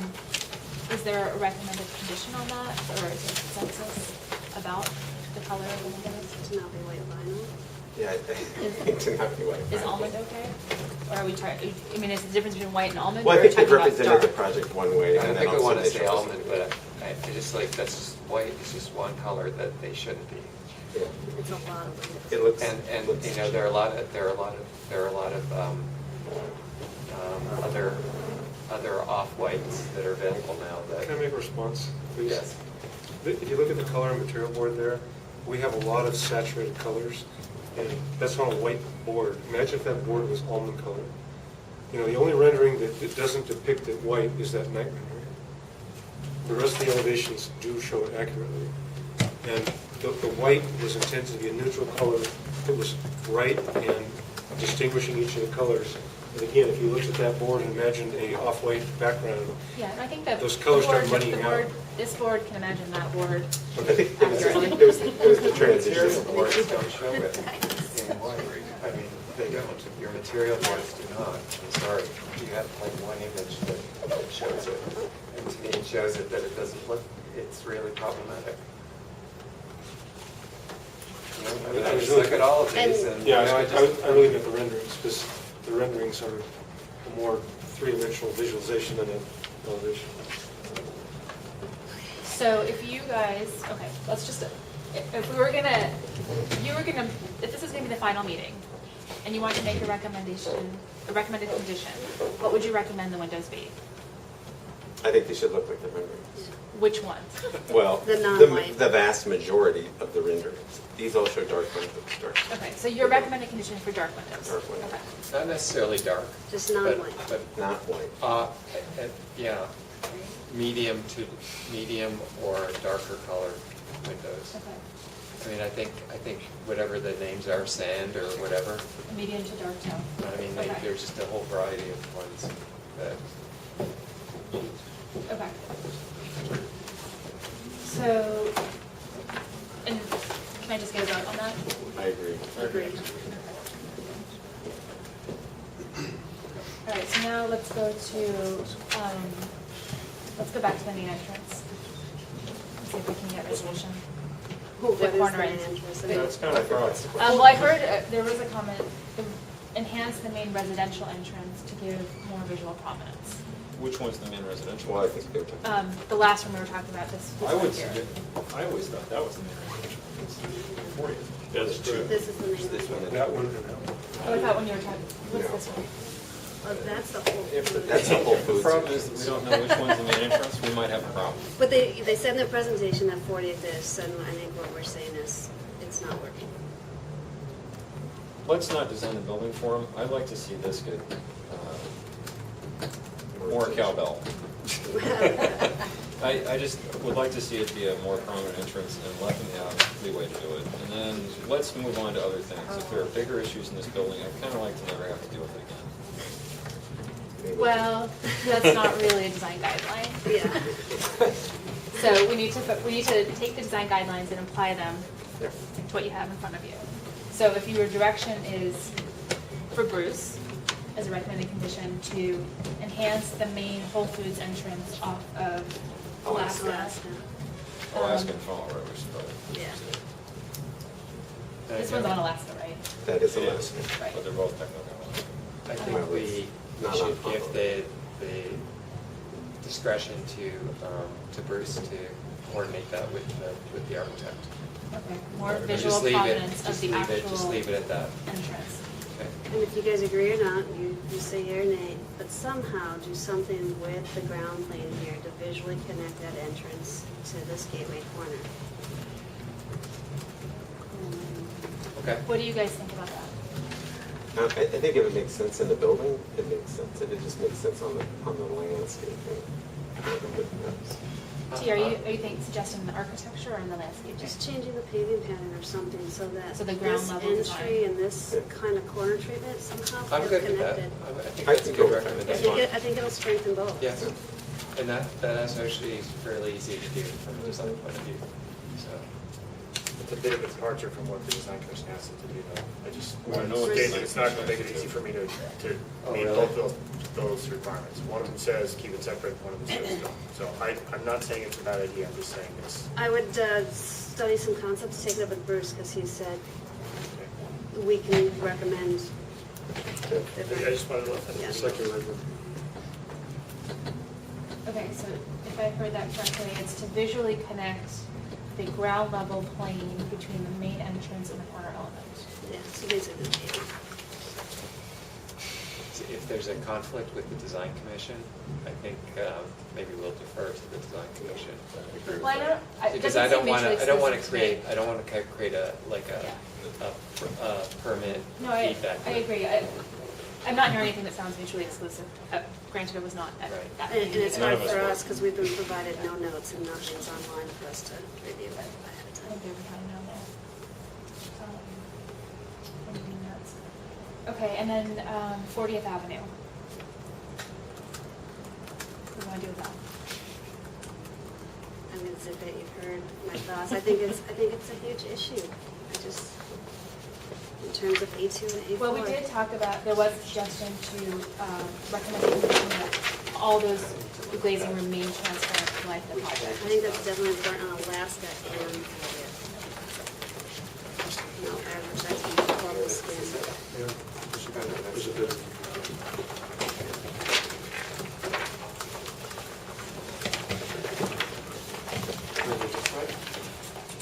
This one.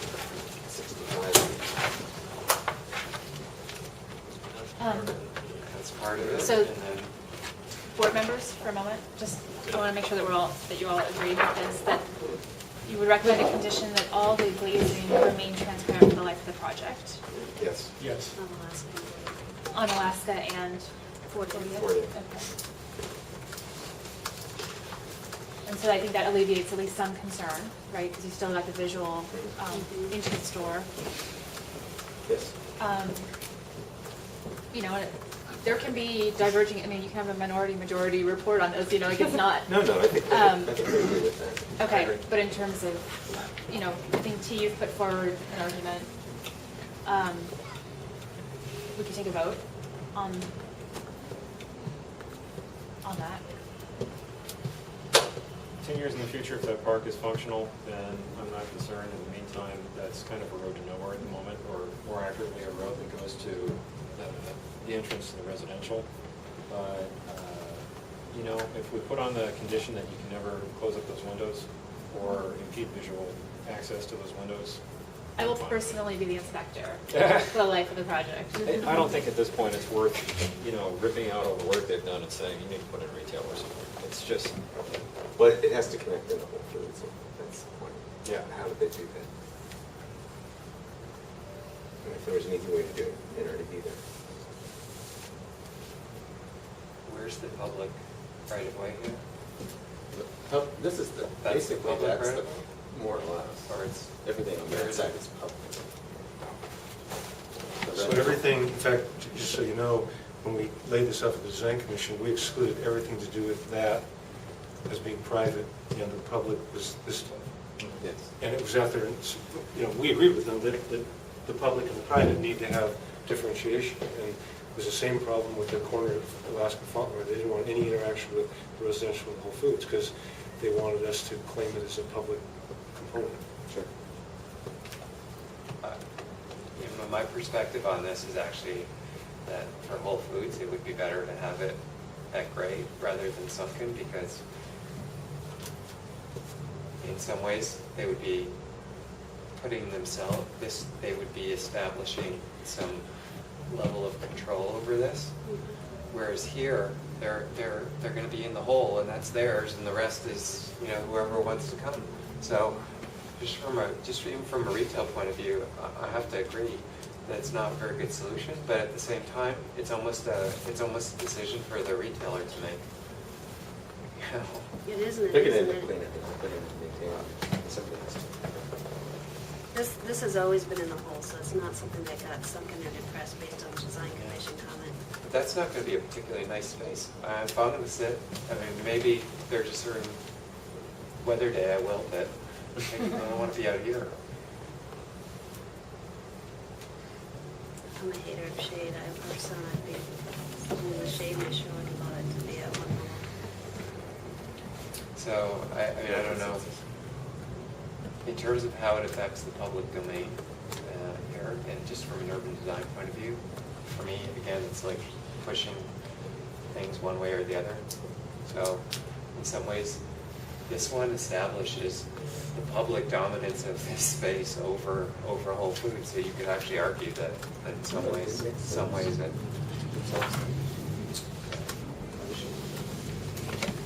T, let me ask you, you're asking to bring this space up and then the grade change happens inside the store? That's it, yep. I should only really have weighed in on the stuff that has to do with development, and I can imagine this scenario makes it more leasable space if Whole Foods goes away. If it's in a hole? Well, because you've freed up the 4-foot inside and your ramps outside.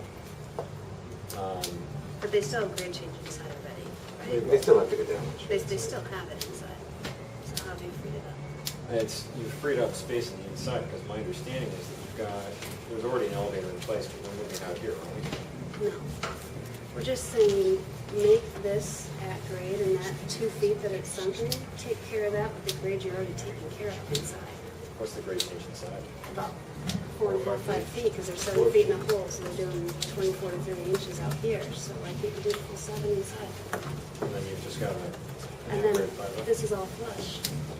So the entry through that door is universally welcoming, and these 2 spaces I feel are going to be better spaces, and you can take care of that private public with planting. So I am curious to find out from the development side, what the perspective is on this. Yeah, you mentioned it yourself, you moved the problem around. But we have Whole Foods here, Yeah. we can explain. Can I address that from a retail 60 standpoint? seconds or less. 2 seconds or less, yeah. 660. We worked hard at that, we liked that space. The we're activating. There's a wall that removes, so it kind of makes a transitional space from inside out. We see that as a place where we're going to do what we call pop-ups, different type activation on the street where we have hot dogs, barbecue, different things. We open up that wall so we can have seating kind of spill in and out. It's a long drop. There's 12 feet difference between the whole one side of the site and the other. And that transition is tough.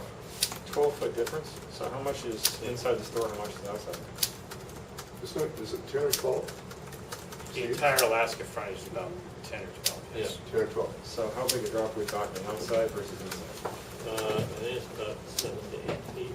But as you go inside and drop down in that small courtyard outside when you go in, as Michael has mentioned, there is a landing area in there where that it doesn't immediately drop to the next part. That courtyard and then the interior seating and so forth is at that intermediate level. So there is, as you're talking about, there is some transition area similar to the Admiral at that corner. So it's not a small isolated outside space. It's actually a larger space. It creates a larger space on the inside and interacts with that little courtyard area. So what I'm not hearing is clarification why that 2 feet couldn't be added to the transition that's already inside, and this nano wall and this really cool hot dog space that they're talking about still works flush with a planted. Okay, that's what I want to address. So Seattle's a city with topography, right? We do a All lot right, of let's roads. keep it really brief. Okay, Really really brief. Not If we far. decided to raise it so that you were level at grade at 40th and Alaska, when you come in off 40th and Alaska, yeah, the other entrance would be up in the air like the QFC on the corner there. You have a big concrete blank wall. And then we have an accessibility issue to ramp up to that. Where's the plan? I'm not saying raise the whole finished floor. I'm She saying puts it raise right your back there. landing here, because you step down 2 feet, you come into a landing, and then you step down to the finished floor that affects the whole ground plane of the store. So- I'm just saying, why couldn't this perch and this perch come up to meet street grade and take that additional 2 feet up in your elevator and your stairs that are already stepping down to the finished floor plate that is of the whole store? So that this carves out entry into is flush. the usable square footage for the whole food center. How many feet? 4 feet? Are we 2 feet of grade change? So we've got a It 12 inch changes spread? the headroom and so forth too. We're starting to go up into the roof. The transition's nice to be able to kind of come down into it. We like that transition. What's your clear height? Actually, that affects it. Is there 13, we need 13 feet for clear in there, actually, that's actually might be a violation. In this landing? They need a minimal detail. Commercial height. So actually, it might violate that 13-foot rule. We could give a departure for that, so, but I'm just saying. I mean, have we studied it? No, we haven't. And have we seen it? No.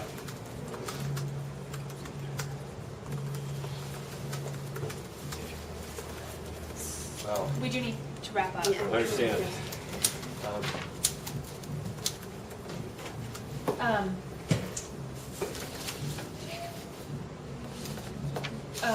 Okay, let's go this.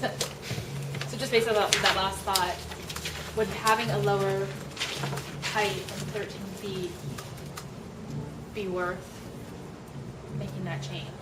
I don't think that would help, having a lower height than 13 feet. I think you want, You want the height? I don't think it's an issue. So I think we're ready. Okay. So, can I repeat back what I've already Yes. done, rather than have you do it?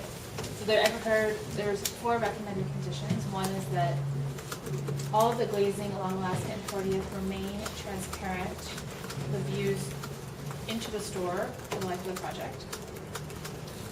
The white vinyl windows should not be approved, and they can either be changed to a medium or dark tone. The main entrance on Alaska should be given much more visual prominence. Yes.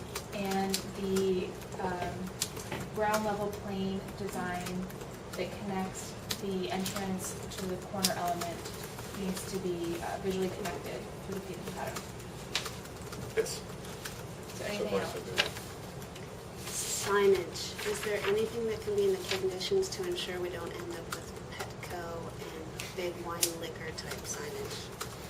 Well, You could is that like the backlit sign, backlit light letters? It's Is that the? just the gaudy giant size, and I don't know how you describe it. You guys know what I'm talking about. Are you guys planning on writing signage ordinances in the building? I assume that's.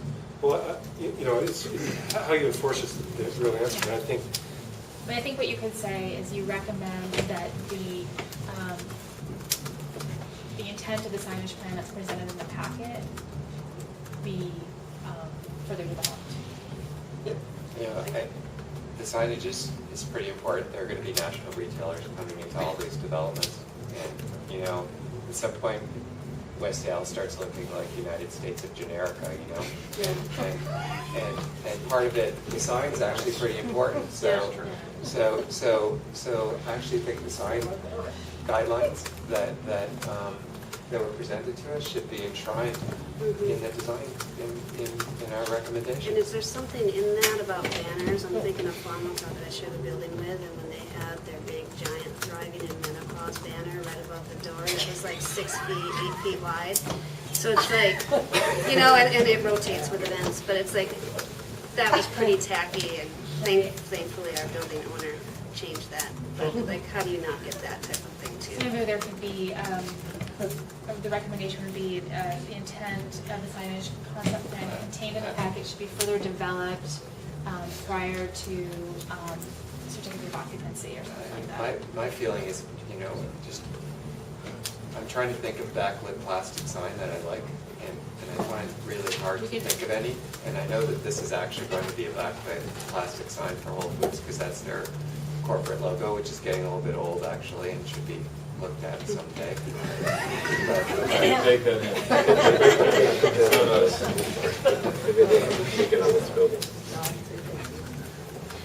But,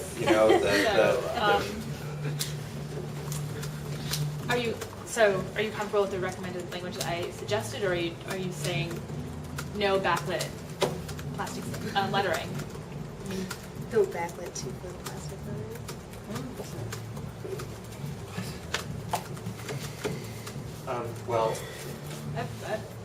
Whole Foods has the individual letters that are backlit, but the individual letters are defined. The worst scenario is when there's a large area of plastic that basically has lettering on it, but is part of a rectangle or something, so maybe there's a way to put that in words so that an individual letter is okay, but not. So no backlit banner sign. Well, they did show. there's a term, it's called a can sign, so no can signs are due. These are all individual letters, no can signs. No can. Is that a term of art? Yes. Is that a term of art? Okay. But the problem is that thing that we showed that was the Cupcake Royale, someone could argue that's a can, that's the problem with trying to codify. It's true. So it goes both ways. Except we're permitted by. Well. We'll have to make a decision. Can I say, I think the artist's little mock-up is really cute. Who gets to keep that when you're done? that's good. We're actually kind of Sure, the developer owns that. all fine for it, so sure. Getting back on topic here, we haven't even looked at the south building. Is there anything that you're concerned about? I have to say that I'm pleased with this. In 10 years' time, I can hopefully see those get separately demised into different little smaller stores. That's what we're, I think, all hoping for. Are these canopies that go into the alleyway off of the south building, are they continuous? Are there gaps? There's a break when it crosses the alley, but That's a walkway along that side of the building. And you guys are fine with that, and you're not worried about trucks getting in? No. Canopy? It's I'm glad to see the canopies there. If I had one little nitpick, I'd like to see it go to the corner right here, just right there where the parking sign is. Other than that, as long as they overlap, we're good. You might need to track that. I think it needs to be done a little bit. This is a big Okay, project. so anything else?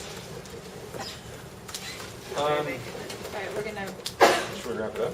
Yeah, I think- Okay, so all board members are recommending approval with the conditions that we've talked about, the ones I outlined, and the addition of the signage plan. Can I make a final comment? Yes. the one thing that I know about the Seattle Design Commission, I know from West Seattle Blog, who is still here right now, and I'm grateful for their work. There was one commissioner on the commission who stated that they were personally disappointed, and I think they used a stronger word than that SDOT is not allowing a connection between this pass-through to the park, which is a colossal waste of resources. Now, we're overstepping our bounds to say this, but I would like to throw in something that, you know, in the final recommendation that asks DPD to go to battle with SDOT, or at least to take this to SDOT, to recommend some sort of a connection, some sort of pass-through from this alleyway to the park. Right here. Because we're setting this park up to fail if we don't. And the consistent feedback we've heard all along is that, you know, this is a suburban project that's very car-oriented. You know, as it is right now, I'm fine with it. But I would really, really like to see this project connect to the park so that we can make that park successful. We've looked at the building that's going to go across the street. You know, there's 370 units in this building. There's going to be probably, what, 160 in the other building? There's tons of people here. And there needs to be on 40 some sort of something that connects this building to that park. It's a long block, it needs. Yeah, badly needs it. So, you know, it's not a requirement, that's just an injunction to ask, you know, someone Be to go to. included in the notes and Yeah. see if it gets any traction. And other than that, I say we bless the project and send it on its way. Do you, I'm gonna concede, but I'm gonna say Violation of I. church So it's kind of 3-1, okay. you can be 3 to 1. Yeah, and that's fine, and so that's, yeah, Is it 3 to 1? yes. Okay. But I understand their side. Yeah, okay. All right, thank you, everybody. Thanks for staying late.